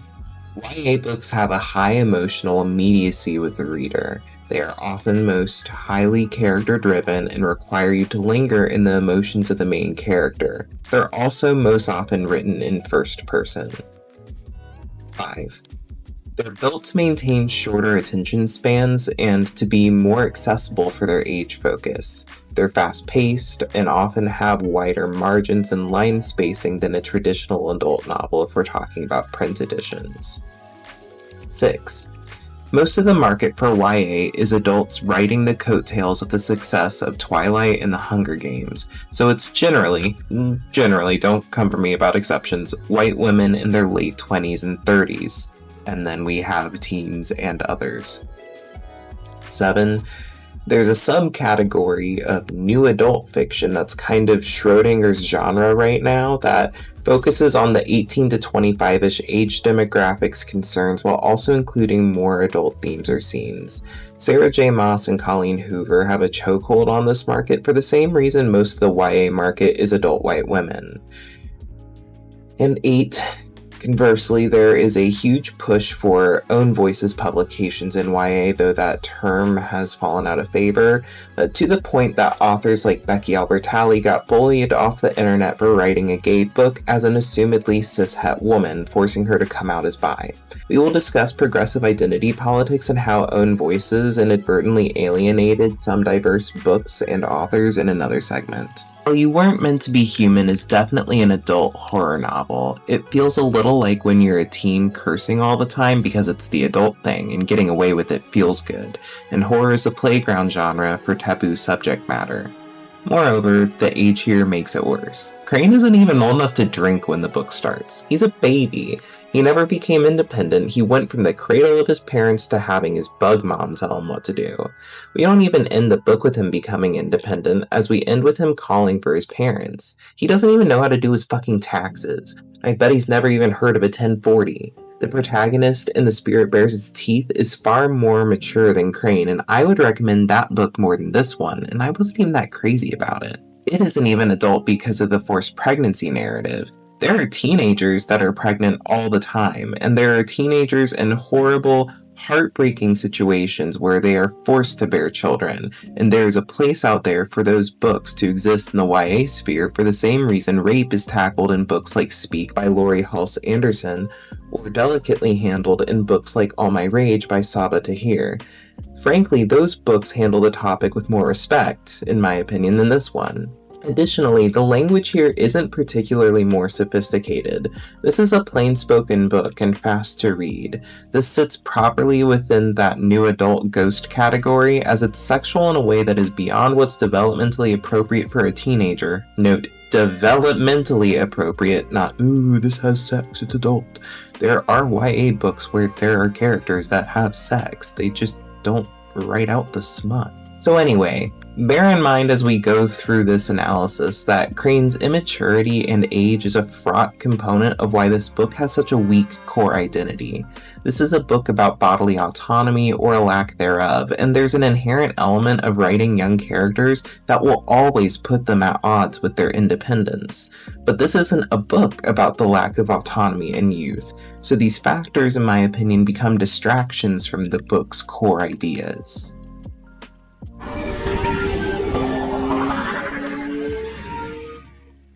I started writing this section debating whether AJW does a good job representing a trans and autistic character, and my first finding was no, not really, because the autistic nature of Crane isn't really required by the plot and seems to be shoehorned in at random times in a clunky fashion, and Crane's ideas of manhood are skewed at best. I then realized that didn't fully embody my reasons for being dissatisfied and frankly were misleading, and I went back to the drawing board. This is a winding thing, so if I make no sense, just let the ideas wash over you. It's not that the representation itself is bad, it's how it's written. Since this is written by and about an autistic trans man, we can't necessarily say that this is good or bad representation because it will always be a value neutral. This is a representation of some sort. This is not the same as the standpoint often found in progressive identity politics that will say that this is an authoritative representation of autistic trans men by virtue of it being written by one. I still didn't like how it was written. The problem was why. I started looking at the hard metrics on representation first. Before anyone skins me alive in the comments, any representation can be written by anybody and be written well or written poorly. But there's different standards depending on who is writing it and for what intent, and a bunch of other factors we may or may not get to. We're going to explore this first from the standpoint of collection development and libraries, as well as the standpoint of an editor in the publishing industry, and then apply both to our read, followed by an additional examination on how this changes depending on who is being represented where. Rudine Sims Bishop, in an essay called Mirrors, Windows, and Sliding Glass Doors in 1990, described books as those three thresholds: a mirror to reflect back on one's own experience, a window to look into the lives of others, and a sliding glass door to immerse oneself in or step into the story and feel empathy for the characters involved. Her essay was written in the context of children's books, predominantly being released with animals or white children as main characters, and the significant lack of children of color, especially black children, in these titles. This framework remains an industry standard, but an essay released in 2019 by Uma Krishnaswamy calls for a new framework. She states, "A window lets you look into a space other than the one you occupy. But what does it do to me to be the object of your gaze? In contrast, a mirror reflects my own image back to me. If I can see myself in a text, that text is of interest to me, but why should someone unlike me care? Sliding glass doors allow us to enter a story, but the nature of our engagement with it remains undefined. Surely diverse texts, like glass, are capable of operating in complex ways. What if, in addition to mirrors, windows, and sliding glass doors, some books worked like prisms? A prism can slow and bend the light that passes through it, splitting that light into its component colors. It can refract light in as many directions as the prism's shape and surface planes allow. Similarly, books can disrupt and challenge ideas about diversity through multifaceted and intersecting identities, settings, cultural contexts, and histories. They can place diverse characters at these crucial intersections and give them the power to reframe their stories. Through the fictional world, they can make us question the assumptions and practices of our own real world. The prism metaphor occurred to me when changing times made me rethink my own work in progress. When I began writing my middle grade historical novel Step Up to the Plate Maria Sing, I saw it as a window text. The past, after all, was past. The events of the 1940s, internment camps, overt racial discrimination, weren't, in my limited vision, likely to recur. But the book took long enough to write that by the time it was published, the real world had changed. Detention camps for asylum seekers, children torn from their families, truth itself held for ransom. My fictional window had turned into a prism. The past, far from being behind me, was circling back in ways I had not anticipated, forcing me, and readers, to see both sets of events in a newly meaningful light. With this idea in mind of stories as capable of refracting light and readers' expectations, I began to search for books that operate as prisms. They do not just represent the realities of diverse readers. Instead, they shed new light on the world for all readers. The prism addition to Bishop's framework I think is an interesting and necessary one. But something Krishnaswamy says earlier, if I can see myself in a text, that text is of interest to me, but why should someone unlike me care? And I think that these 2 points split open the crux of the issue for older readers in the YA and adult publishing spheres. It is 100% important that readers of all backgrounds are able to find themselves in the literature around them. That part's undisputed. The PRISM framework allows a greater scope for diverse literature, but I feel like there's something missing in both Krishnaswamy and Bishop's frameworks that isn't missing because their arguments are incomplete, but because their frameworks are specifically directed at children's books, and children's titles are how they are for specific developmental needs. So let's pick apart You Weren't Meant to Be Human. You could argue by virtue of having an autistic trans man as the lead in this book that it is inherently a mirror book. However, I know a number of individuals who either sit at one or both of these axes who would find autistic trans men like Crane wholly unrelatable and even potentially offensive. You can argue that this is a PRISM book, and it is. Crane's intersection of identities recontextualizes the forced pregnancy narrative and was meant to represent some of the author's fears about Roe v. Wade's overturning as a trans man. However, that would require the point of the book to function in a way that externalizes Crane's identity and the plotline as a way of expanding the worldview of the reader. I don't think Andrew Joseph White necessarily achieves this to the best of his capability, though I do think this is his goal. His intention was to explore themes of bodily autonomy through the lens of pregnancy horror, and the fact that this exploration of these themes was so clunky makes this part of the framework hairy. So let's use a different framework. Denise Madre, a sensitivity reader and editor popular on social media on her account @ProsWithoutThorns, often explains a 3-tier system to inclusive writing. Stories that include, stories that require, and stories that are about a group of people or topic. Already, this book is at the top tier, as this book is about an autistic trans man, and the plot requires him to be trans.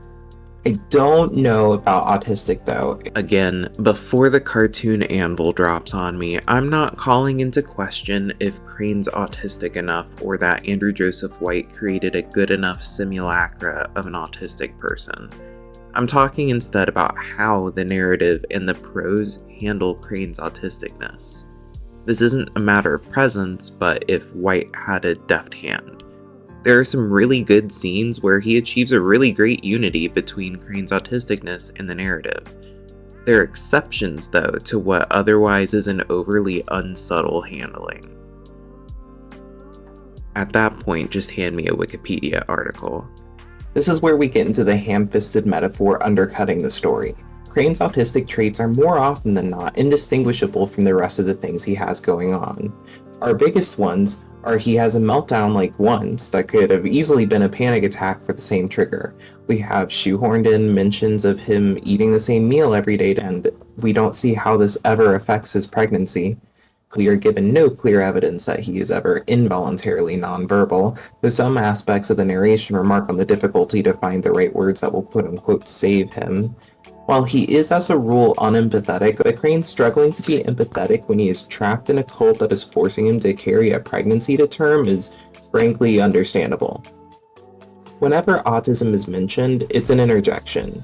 The trigger warning list on Andrew Joseph White's website describes Crane's thoughts about rape and bestiality as intrusive, but we are given no indication that these function beyond a basis for strange kinks. Intrusive thoughts, speaking as someone who regularly has them, are not just stray thoughts that are a little bit kooky. Crane never expresses any distress at these thoughts, which is basically the core factor in determining whether a stray thought is just that or something worth looking into with a professional. Sure, okay, Crane doesn't abuse animals, but he had some thoughts about some nonsense with the neighborhood dog. and he doesn't try to shoo away said thoughts, and apparently looks up some questionable sexually explicit materials in his pastime, which is less than great. But are they intrusive? I don't know. Same thing goes with suicidal ideation and self-harm. Just because a thought is bad and bad for you does not mean that they're intrusive thoughts. Sometimes you just have thoughts that suck. You're not a bad person for them, but don't pathologize them either. So for that reason, I felt that the narration's insistence on pathologizing certain behaviors became a distraction and made me more and more aware I was looking at the artificing of mental illness and disability than the presence of it. You might be saying, and the little voice in my own head is also saying, but Ambrose, diverse characters shouldn't be required to have a justification to simply exist in a plot. And you're right. But that's also not what I'm saying. That sentiment is a well-intentioned way for authors, especially white authors, to virtue signal by including characters from a variety of backgrounds without being expected to give those characters the time, care, and attention they deserve to have their full context embraced by the narrative. We see a number of women of color in the men, our read from March, and ultimately their representation is superficial because the author's lens is so steeped in whiteness that complications that should come up from their inclusion are never brought into the field. In a society where white, able-bodied, English-speaking Westerners are the dominant voice, the existence of diverse characters lies in direct opposition to the default. It isn't that authors need to justify having diverse characters. It's that limp-wristed attempts at including diverse characters without fully actualizing them can, at times, do more harm than good. Moreover, those characters and communities deserve to take up space in the narrative in ways that let them be enmeshed without it seeming a distraction or an aside. There's an assumption in some spaces that this is a paradoxical sentiment. Take, for example, representing a character with an amputated leg. The story is not about being an amputee. What we know about storytelling is that when we include the amputated leg, we're going back to basics with Chekhov's gun here, is that by making this detail conspicuous, we are setting the expectation that our character having an amputated leg will somehow be acknowledged or become relevant later on. This should affect how the character interacts with the world. Our character has a disability, a visible one. Pretending that they don't does nothing good and in fact perpetuates narratives that disabled people should either fade to the background, hide their condition, or want to or can function just like able-bodied people do. The problem isn't that I need to justify having a character with an amputated leg. The problem is I've given a false promise here that I'm going to commit to portraying this person in their full dignity. So what is my responsibility here? Fire the gun, create consequences. Let's say this is a fantasy book. What assistive technology exists for a character? Do prosthetics exist? What's the culture around being disabled in this setting? How does losing a limb affect this character's sense of self and well-being? What's the cultural context around limbs and limb loss? Crane's representation of autism isn't questionable because it doesn't ask those questions, but that the questions don't go anywhere. The book focuses so much on upholding Crane's marginalized identities in some respect, to the detriment of retaining any sense of who Crane is aside from what is pathologized about him. He has no interests, he has no desires aside from dying, being disfigured, or surrendering his higher thinking to the hive, and none of his other traits are substantiated by the plot. He is apparently the gifted kid burnout archetype, as he always did good in school, which we learn in an earlier excerpt that his first B was an art class project. However, frankly, Crane is never fully shown to be intelligent in any manner beyond the average 20-year-old, so this goes nowhere. Crane's transness is reasserted over and over, but his idea of manhood is expressed almost solely through his fear of pregnancy and his being the world's most unwashed, masochistic bottom with no self-respect. So most of our understanding of his transness is actually just our understanding of his kinks and fetishes. So keeping this all in mind, it isn't about whether enough was done to portray Crane as an autistic trans man. It's honestly that too much was done in order to seek the approval of the audience or to eliminate any trust in the reader to connect the dots themselves. This leads to our final point for this section, which is that doing representation for labels that aren't required to be communities or cultures is a really messy bit of work. It's representing experiences instead, but we often conflate the two. The trans people in this book sound like they were all on Tumblr in 2012. That's not a bad thing, but it's not trans culture. It's trans person on 2012 Tumblr culture. It's a little micro niche, but being trans in itself is not a culture. Being gay in itself is not a culture, not inherently. I kind of miss when things were referred to as the XYZ scene, because I think it best encapsulates how populations that are not united by location or point of origin but some other human condition form culture, because it requires you to go somewhere. The gay club scene is so different from the queer, online, really nerdy scene. Some people aren't part of any sort of scene and are just sort of there. This works for subcultures too, and counterculture. Culture is whatever is happening right now where you are. Anyway. So, remember that part about the trans girl with the Gundam tattoo pissing me off? The cultural signifier we're given here, first off, is a Gundam tattoo. That isn't an indicative marker of being a transgender woman. There's stereotypes about a particular flavor of nerdy trans girl on the internet, but that is the culture for those particular trans women, not the other way around. You might be asking yourself, Ambrose, when are you going to get to the point? And the answer is now. The lesson we can learn here is that when you are writing a character, don't write with the express intent of representing a label. And most importantly, don't do so at the expense of your own craft. Your characters are people with wants, desires, and a purpose for your narrative. And if they're part of a marginalized group, focusing more on what group they're from rather than what being part of that group means specifically for them is a surefire way to make your characters feel flat and your representation to feel ham-fisted and artificial. It doesn't matter how in-depth the portrayal is, or how required by the plot the identity may be, or how small the character's role is. It's like becoming so woke that you actually end up going backwards in time to a weird post-own voices self-tokenization. Andrew Joseph White felt the need to remind us every chapter or so that Crane is autistic, pathologizing behaviors before we fully get to examine them in their intended context, to the point it seems shoved in and frankly became annoying. It eliminated all subtext and ruined the core metaphor. While frameworks like Denise Madre's or Krishnaswamy or Bishop's are all really good for evaluating the overall diversity and inclusion of a collection of books or publications, or an initial assessment of inclusion for a group of people, they're just that, frameworks.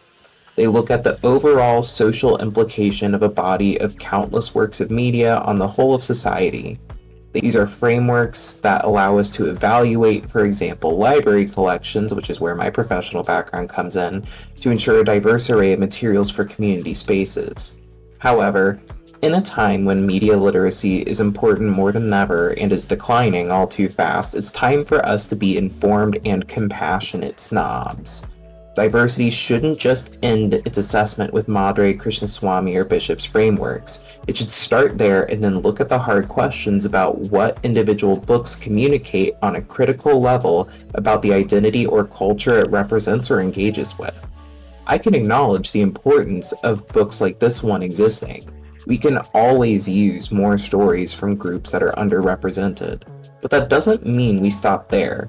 And we can want better from each other without it being a witch hunt. Sidebar, I didn't have a section big enough to make it a focal point, but I felt it was worth mentioning. Part of why I don't like how monolithic discourse about representation can be is that there are definitely some people who think that Crane's experience as a trans man is similar to that of most other trans men, or to men in general, and Crane's ideas of manhood and the things that affirm him in his manhood throughout the book are often related to his, quote, taking it like a man sexually, only vaginally by the way, and his distaste toward and fear of pregnancy. He asks rhetorically what the point is of having sex with men if you don't get to see the grunting beast things they turn into when they fuck you. Little reminder here that he's only ever had sex with Levi, so the rest of his information here is from porn. When characters are represented categorically by identities, we wash our hands of looking at how these aspects of Crane's character complicate how we understand him. You could argue that what I just described undermines his representation or makes him a bad representation, which I think is equally misleading. It's one particular transgender man's perception of gender, and I don't think it's the responsibility of authors to make that distinction for readers, but I think identity-based marketing has created a culture where that distinction falls away, and in turn has given room for authors to, with good intentions, fall into dangerous habits. And that ties neatly into our next section on identity politics, marketing, and new literalism.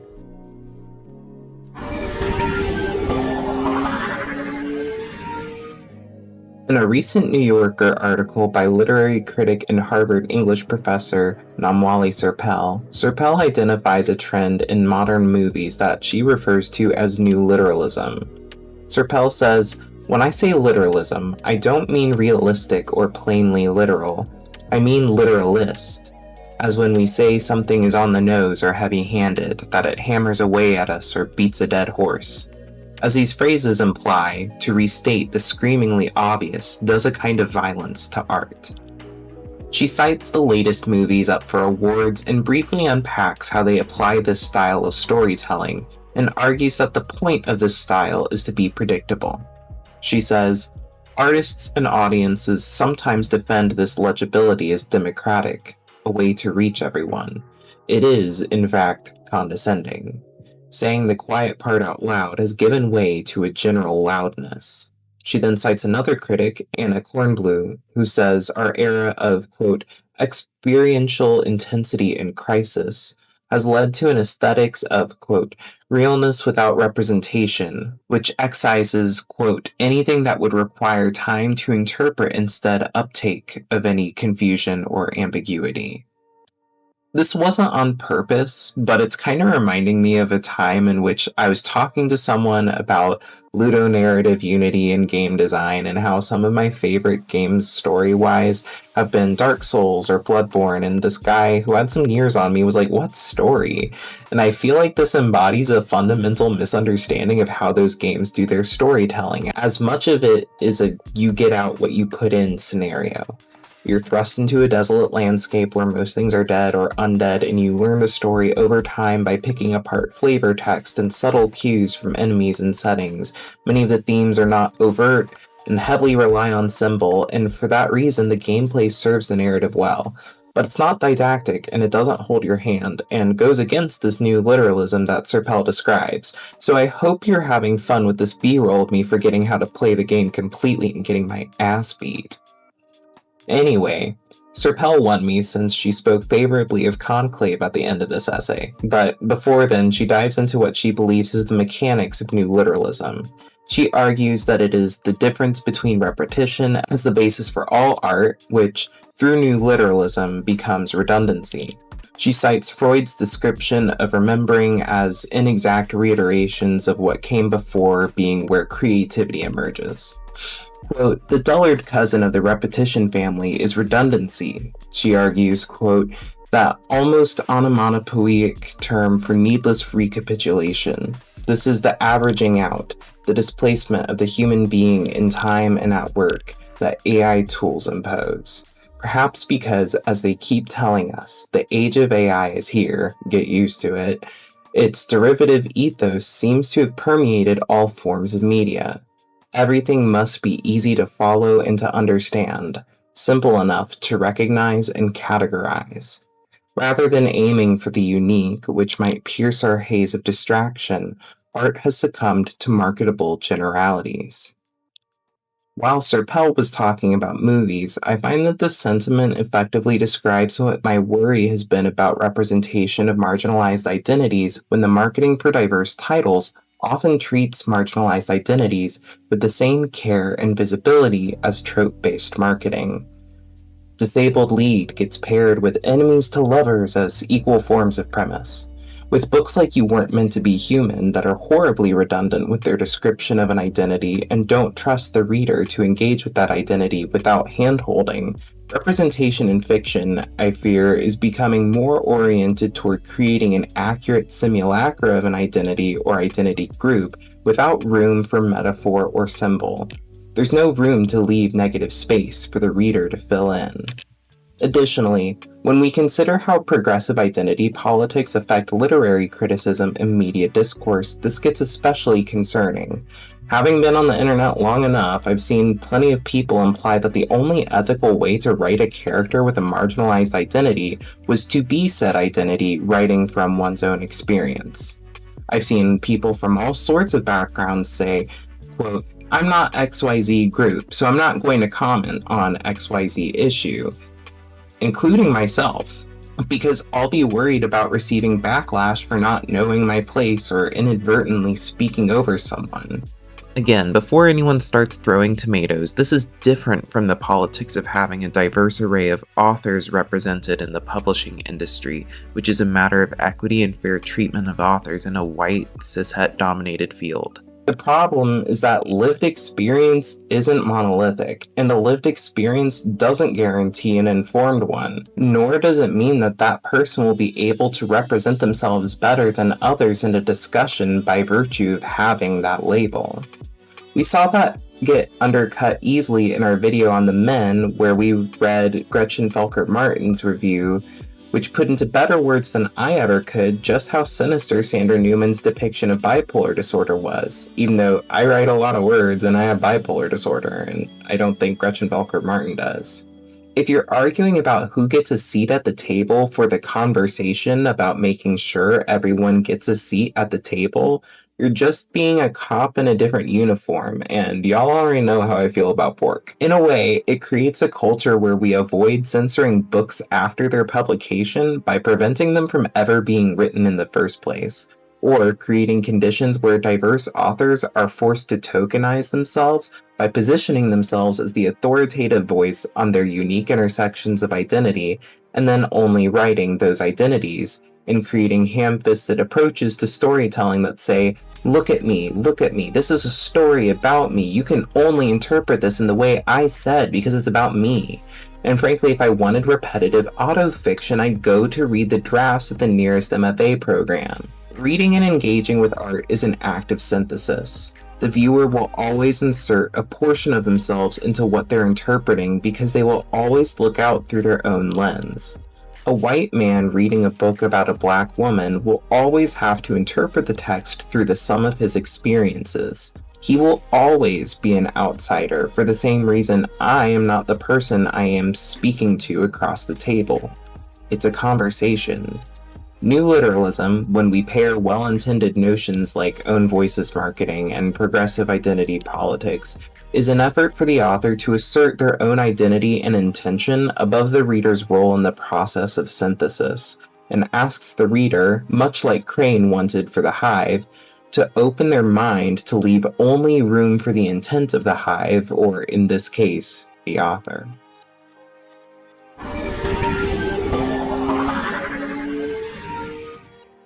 Crane is the trans man equivalent to Ashley from At Dark I Become Loathsome, I fear, even down to the dead child, and I mean that in the worst way possible.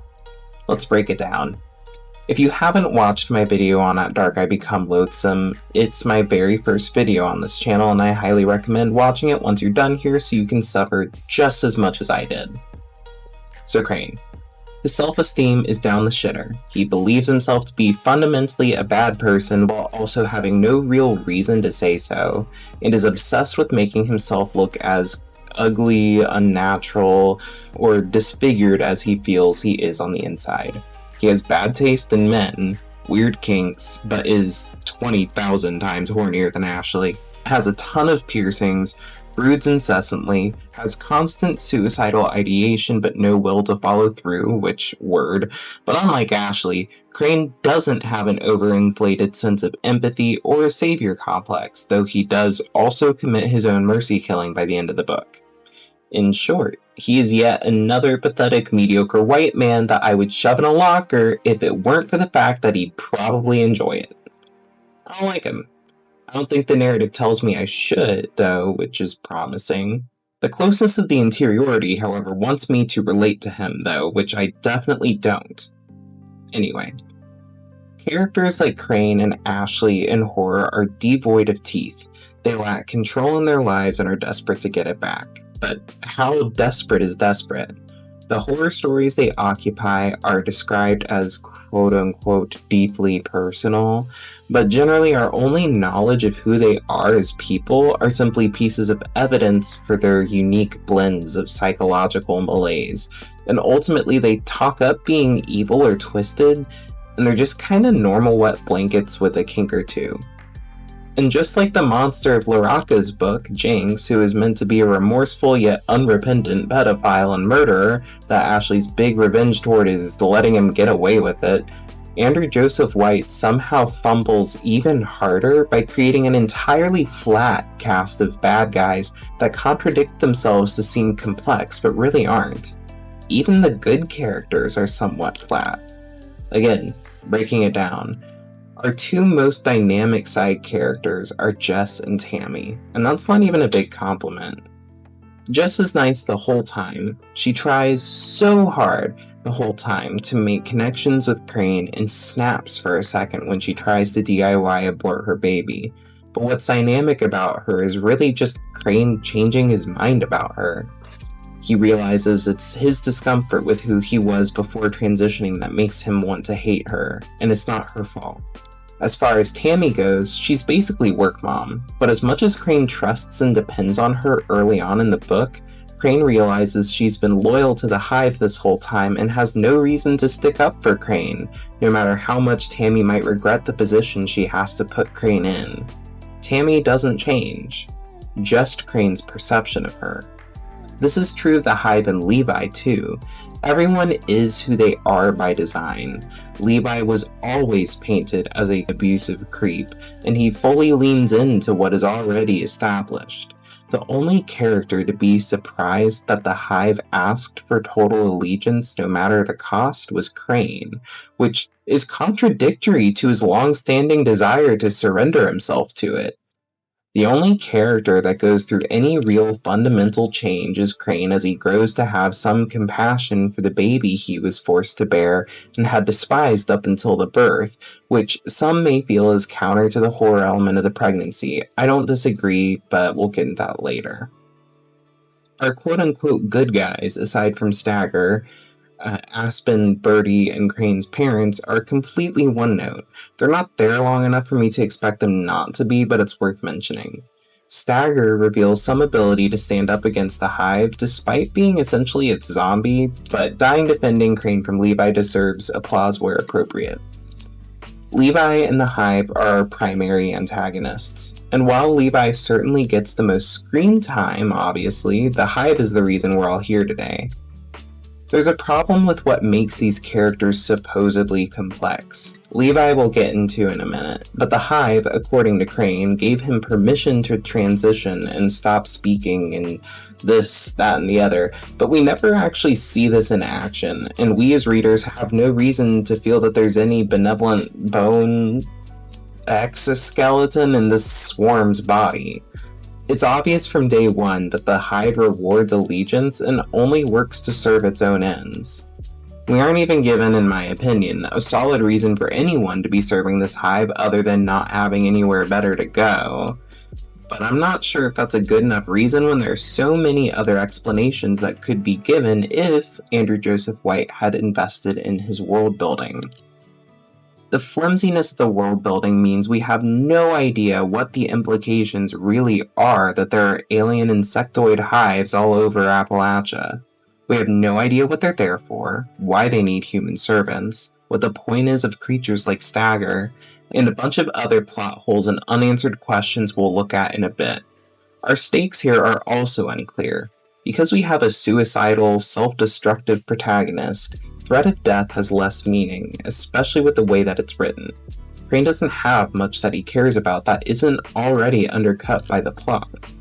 So really, the only horrifying thing about the Hive is that it's a bunch of bugs, and even then, the Hive is poorly conceived. It talks with human speech, which isn't an immediate downvote, but it sounds like a fucking cartoon villain. Its bids for control over its hosts include no personal threat of violence, only violence committed through the acts of other hosts like Levi. It also shows no real affection to give credence to this idea Crane has that he's the Hive's special little skrunkly. Ultimately, it's a vehicle for gore, but it's meaningless gore that doesn't show up that much.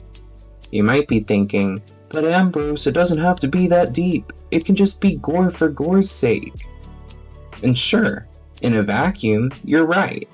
The problem is we're given the promise of meaning through the book's premise. The Hive is meant to, in some way, embody and reflect Crane's internal struggles and the external struggles of trans people, especially where bodily autonomy is concerned.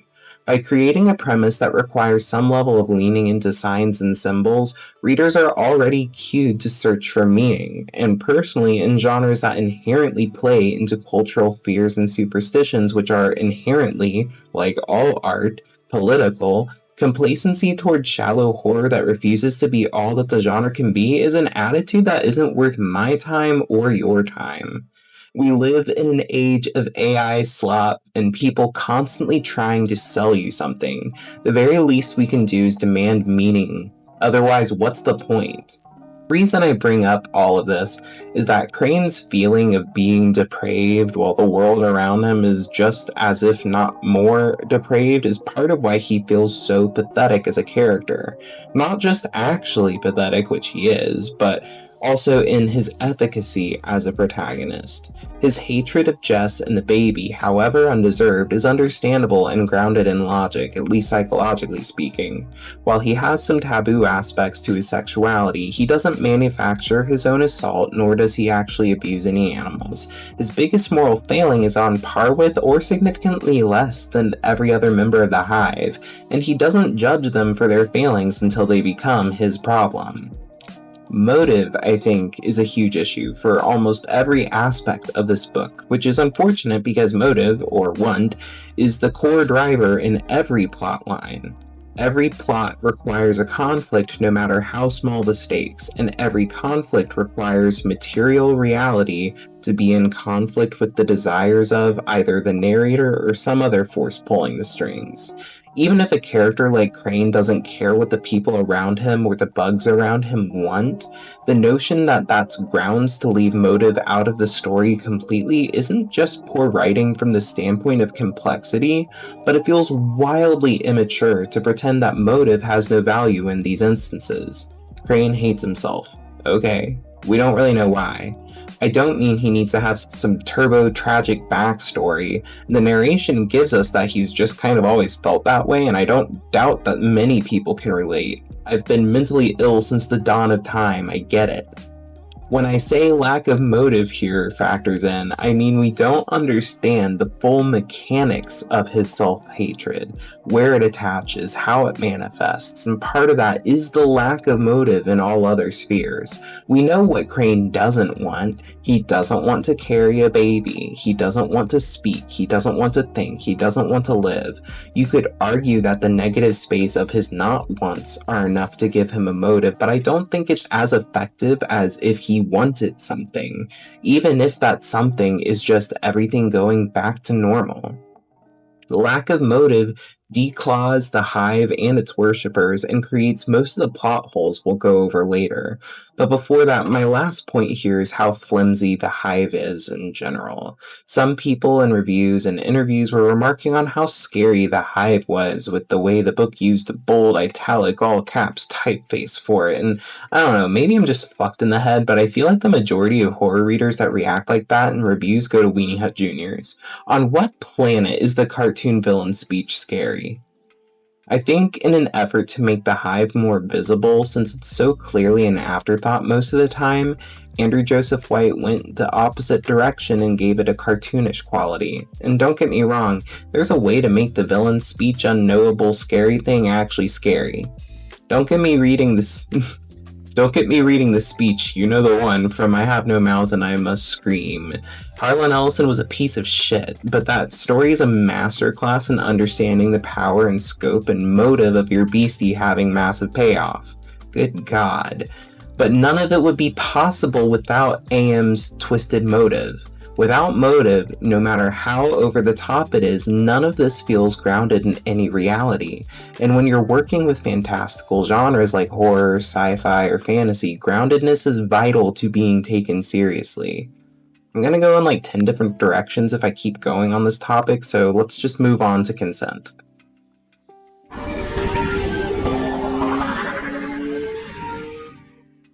For obvious reasons, let's give a brief overview of Levi. Levi is an enforcer for the hive who is committed more to the hive than he is to Crane. He knocked him up, assumedly by accident, but he and Crane have been having sex regularly long before the hive wanted a baby. It's implied that he's been ordered to and complied with impregnating multiple people in different hives, including our protagonist, with various levels of consent, from questionable to questionable.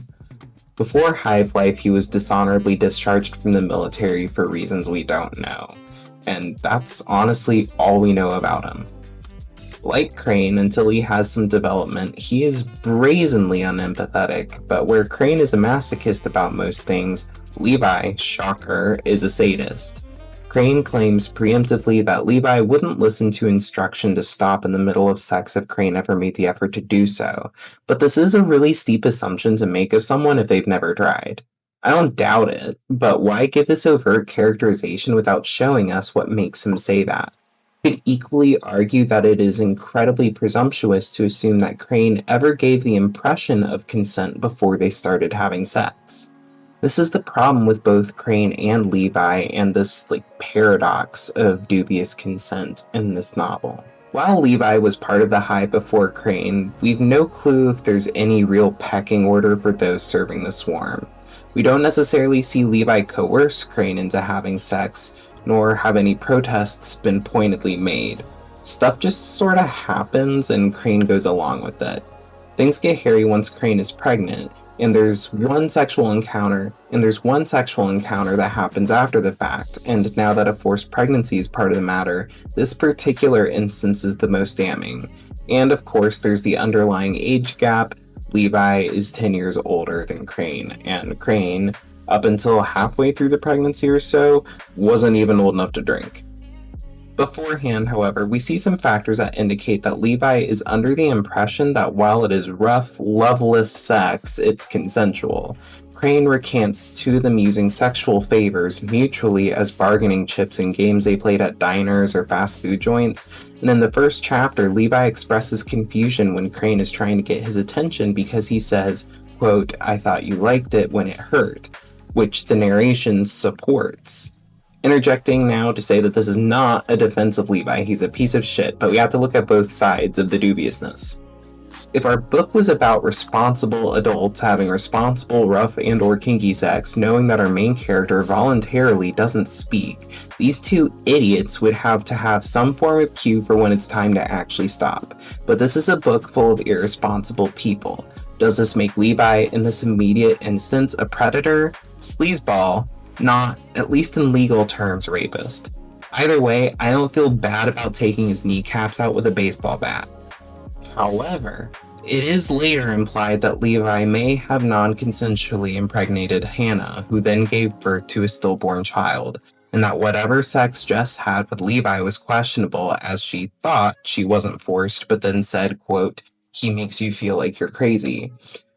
Because Crane isn't a good narrator for feeling any sense of groundedness, it would have been good to see more of how this actually looked in practice.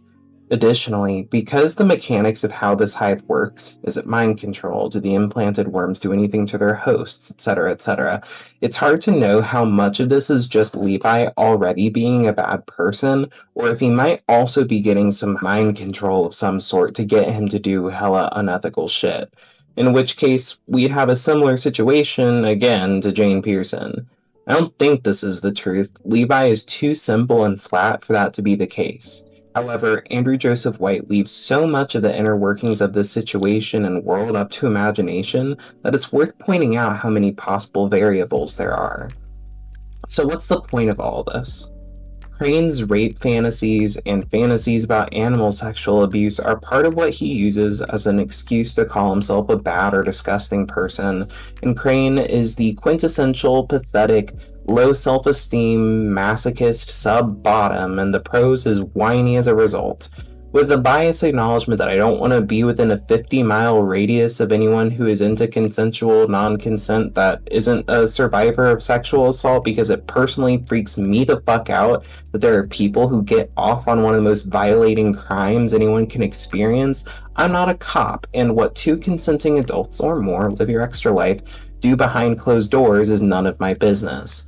While I don't personally get it, some people feel that con non-con is a way for survivors specifically to reframe and recontextualize a horrible thing that has happened to them, and that's good for them. Crane isn't doing that, and has said as much, as his rape fantasies predate his first ever sexual encounter, which was with Levi. All of this is to say that I feel mixed on the whole thing. While I'm not asking for certainty or a plain-spoken thesis from this novel, in fact I'm asking for the opposite, I'm not sure if all of the different ideas at play here regarding consent are complex organically or complex just because they contradict each other. It feels more like White is relying on their contradictory nature rather than building upon how each of these factors create complications for Crane and the narrative overall to deal with. In another curious reversal, in an interview with Aardvark Book Club, Andrew Joseph White describes Crane's personal choice to not speak as a way of reclaiming some semblance of control in his life. I think this might be true to some degree, but if we really think about it, silence is one of the most pointed and powerful phenomena politically, and its real estate has a high price tag. People give moments of silence when they mourn horrific events for a reason. However, silence is something that is done to someone. Survivors of sexual assault are silenced by their abusers. Politicians and governments spend vast portions of their time, money, and attention to silencing their opponents. People of color, women, queer, and disabled people's voting rights are only a recent development in the grand scheme of things. The notion of Crane going silent to reclaim some power in the context of autistic masking can be acknowledged. I understand the thought process. However, in a setting like a cult where tools like coercion, manipulation, and gaslighting already function to silence dissenters and make members more malleable, is there really any point in the story where Crane's silence actually serves him? This also plays into the trouble of Crane in context to the other two people who get pregnant in the book. As I said before, it's a natural, however flawed, reaction for Crane to cast blame on Jess when he finds out he's not allowed to abort his baby. But then she does become pregnant, and Hannah was pregnant, neither of whom were pregnant on purpose. These are two fellow victims that not only were not helped by his silence, but Crane's silence actively benefited the Hive and his abusers. Silence is death. Ring any bells? In that Aardvark interview, Andrew Joseph White remarks that Crane's choice to be silent was a way to refuse engaging reciprocally with others. Again, in the context of expecting neurotypical behavior from autists. Sure, I understand that this is a choice to maintain Crane's peace. From the context of masking, sure, whatever, but the unfortunate truth of being part of a population that makes it hard to form community is that, even so, you need as much of it as you can get, no matter how uncomfortable or inconvenient, not because you need to blend in as a neurotypical, but because isolation is how they, e.g., big government, kills us. Silence will not save you. I think that in this instance, Crane's voluntary silence is a distraction from the core themes of his story, and I understand that this fact about Crane is another bit of real experience from Andrew Joseph White about the exhaustion of having to speak, but again, if I wanted heavy-handed autofiction, I'd go look at the drafts at my nearest MFA program. Creating a facsimile of your own life is not a formula for a good story or a thematic unity. Writing what you know is a great way to make sure that your story comes from a personal pillar of truth, but that isn't all there is. It's your starting point for a reason. Anyway, there's not a ton to say about the pregnancy regarding a lack of consent because obviously Crane didn't want it. Crane's eventual compassion for the baby parallels his eventual compassion for his pre-transition self and compassion for Jess, so this is one of the few executions of the metaphor that I think goes well. I think there are other ways I could imagine this portion playing out, but they all go against the number of things that we already know Andrew Joseph White wanted to portray. I think deep down I just want to read Bloodchild again. That shit freaked me out. Anyway, consent and free will constantly contradict each other in this book, some in ways where it's meant to, and others where it's just kind of a mess. We constantly have the notion asserted that Crane is an adult, Crane is a grown man. Crane just became old enough to drink, and there are a number of points where he's handled like a child. It's often hard to tell if this is to point out the flaw of conceptualizing him as an adult, or if it's to represent his lack of agency, but he feels infantilized. His friends have a very parental tone toward him. Stagger multiple times cradles him like a baby. The story ends with him calling his parents. There's Tammy. And I think it's dishonest to say that Crane is a grown-ass man, like Andrew Joseph White says in an interview. I'm only about 2 years younger than the author, and frankly, Crane is a fucking baby. Crane is not independent no matter how antisocial he tries to be. He went from the care of his real parents to the care of a vermiform alien hive and a work mom in a creepy situationship, but he has never once been shown to be independent. So anyway, Levi sucks. But he's ultimately flat because of his lack of clear motivations. He's just a dude that does creepy shit and is rude. The way this hive or cult works is so shallow that it's really hard to interface with how his character functions as an abuser, because the nature of his abuse is directly tied to the hive. The last thing here though, Crane insists that the hive gave him personal permission to transition and live as a man. This book is built to be concerned with Crane's bodily autonomy or how it gets stolen away. And that's all well and good, but since we're not shown in any way what this permission means, am I supposed to believe that Crane needed a cluster of bugs to tell him to get some tea and needles? Respectfully, free will cannot be outsourced.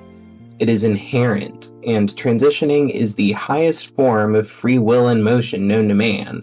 It's why those detrans grifters the far right loves to parade around are so sinister. No one gives you permission to transition. People can restrict your access to treatments for sure, but no one says you personally get to be trans. That shit lives in you. And if how you feel changes later on, free will say, hell yeah, brother, go off that HRT, live your truth. Same thing the other way around.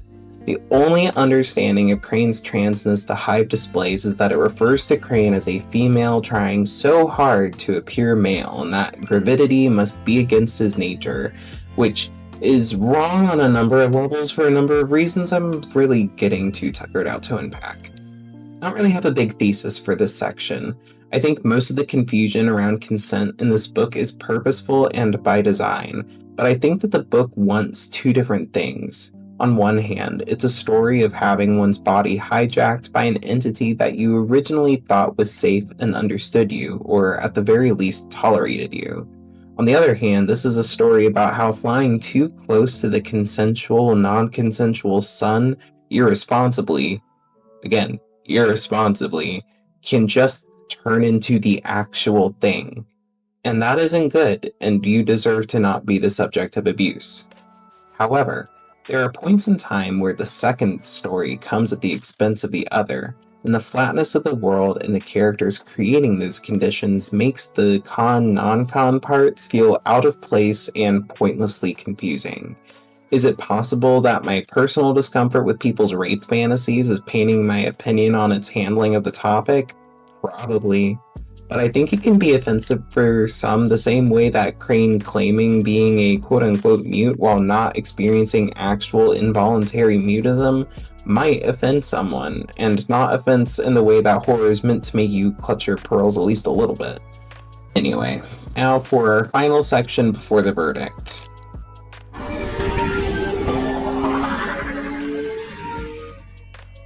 What was the point of the implanted worms? What made Crane and Crane's baby special? Why did Crane's parents just miraculously appear right at the end? Why was Jess able to abort her baby with no consequences and managed to escape when Crane wasn't even able to get an appointment for an abortion before Stagger showed up at Aspen and Birdie's doorstep? Why are there vermiform alien hives in Appalachia? What do they want? What's the, quote, thing about the sun? Why does the hive want a human baby? Why are there Frankenstein's bug guys? What does the presence of the hives imply for the world? Is the only difference between our present-day world and this one the presence of hives and slightly more draconian reproductive legislature? Why are Birdie and Aspen able to be considered respected members of their community to the point that it would raise a ruckus if they were murdered when the state of the world for trans people is so grim? Why is a hive of flesh-eating bugs not trying to eat anyone's flesh in the final fight? Why did the hive just get smushed without resistance? If this is a network of hives, won't the hives be notified about what happened and do something? How did Crane's parents miraculously recognize him after scalding his face, a year and a half of testosterone, cutting his hair, and also being 9 months pregnant? How did they immediately respond acceptingly to his transness and new name? Despite extreme fear of pregnancy, how did Crane manage to have a complication-free 9 months and birth? What's the point of just a human baby? What's the difference between cannibalizing a baby after birthing it and aborting it? Why couldn't Crane try to force a miscarry earlier? The risk of death was nearly identical, if not worse, at the end of the book than in the beginning. Why only metaphorically call the baby a larva? Wouldn't it be way more horrifying to make the baby be an actual fucking bug?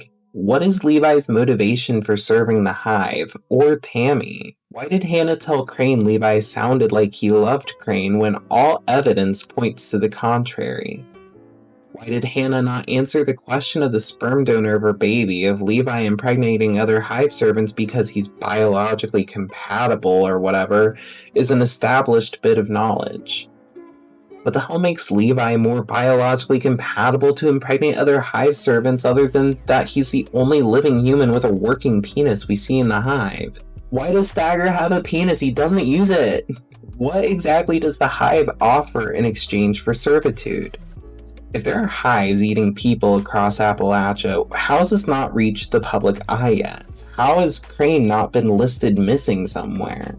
What actually is Stagger? If the health of the baby is important to the hive, why was Crane eating mac and cheese and Taco Bell his entire pregnancy with no prenatal vitamins? What makes the hive believe Crane isn't quote-unquote made for this world? Alien bugs have no context for human social cues, are not psychiatrists, and have no human concept of gender. Additionally, how did the hive know who to approach and how did it seek out initiatives when it apparently can't leave its nest? If you have asked yourself any of these questions and more while reading this book, unfortunately I have no answers for you, and neither does Andrew Joseph White. Our author feels very comfortable with leaving countless world-building and sense-making questions unanswered, solely because these questions aren't of interest to our narrator who is antisocial, mostly unempathetic, and self-destructive. Unfortunately, this isn't conducive to good storytelling. These are questions that readers will care about even if the main character does not. So the solution lies in two places. Either answer these questions in ways that allow the main character not to sacrifice their trait of nonchalance toward it all, or create conditions that force the character out of their comfort zone, give them a reason to care. The second one is more interesting in my opinion. Unfortunately, so many of the questions that are left unanswered are the ones that we need info on to make more definitive statements about the world, the characters, and the plot overall. Additionally, many of these unanswered questions nod to how poorly conceived our characters and situations are. Andrew Joseph White was more concerned with portraying what is essentially and admittedly a self-insert of sorts through Crane than investing in the richness of what could be a compelling setting. The ways Crane's autism shows up in symbols and metaphor become weakest when they're obviously ham-fisted, which Unfortunately, because of how heavy-handed Andrew Joseph White is about his self-insert is most of the time. I'll give credit where it's due. I think the parallels between Crane and Stagger and the scenes where they have these kind of like tender bids for mutual understanding and the worm extraction thing that was really close to just being a sex scene, etc. All of it was really good. They felt the least like they were trying to tell me what to think of the symbols at play. The closeness between Crane and Stagger both can resonate for those trying to connect with others while still feeling there's a wall and finding someone with similar struggles, as well as connection between survivors of two very different flavors of abuse from the same source. I also think the parallels between Crane's compassion for his pre-transition self alongside Jess and his baby are really powerful. These were really great kernels of symbolism and metaphor and the good stuff you get when authors trust their readers. We get two flavors of distrust here for the rest of it though. Either we aren't trusted to take Crane's various isms as they are without getting the nudge in the side about, hey, did you forget he's trans and autistic? Or we aren't trusted with any of the details about this world that our author worked hard to conceptualize. Is it carelessness? Is it if we get one question answered, it'll reveal the flimsiness of other aspects of the world building? Is it that this book is rushed? I don't know. But it's a shame, because it feels like a much better book lies underneath this one that would come out into the light, if only given the time.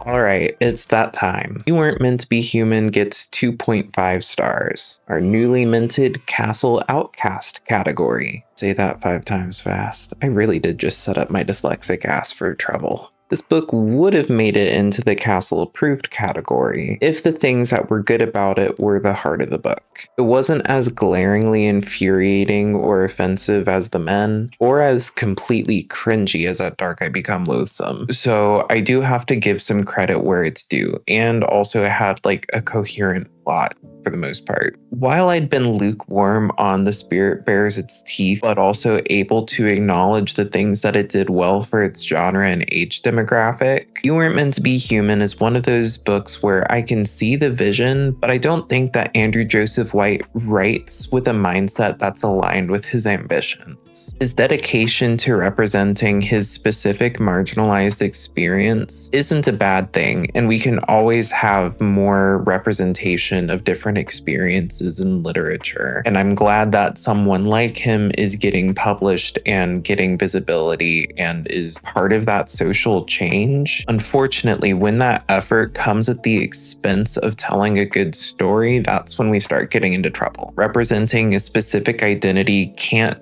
come before fundamentals like plot, world building, characters. Your design of a character can't start with what labels apply to them. Otherwise, you get really close to just making stereotypes and offensive stock or token characters. Also, I don't know if it was him or someone in marketing or some other person involved in the publication of the book, but whoever decided to make the comparison titles be Alien and Midsummer needs to reevaluate their life choices. Come on, dude. Nearly every character in You Weren't Meant to Be Human is flat with unidentifiable motives. The Hive is a toothless threat that often contradicts itself in its purpose and place in the world. And likewise, the book's themes regarding bodily autonomy and consent are at some times handled beautifully, but at other points, certain choices like Crane's voluntary mutism covertly undermine the book's core narrative about the fight for bodily autonomy for trans people. Because of the lack of depth in the world, certain choices like Crane's obsession with sexual violence become shallow and appear used for shock value when promised centerpieces for the story, like The Hive, are underutilized, underdescribed, and underdeveloped. Unlike books like At Dark I Become Loathsome, where the author interjected stories that weren't related to the plot because he felt that they didn't have a home otherwise, this is the result of the author writing a different story than the one that he set out to without realizing it. I wanted to like this book, and I wanted to be charitable, and for that reason I'd considered not making a video. I read it first back in February, and then read it again to make this script. And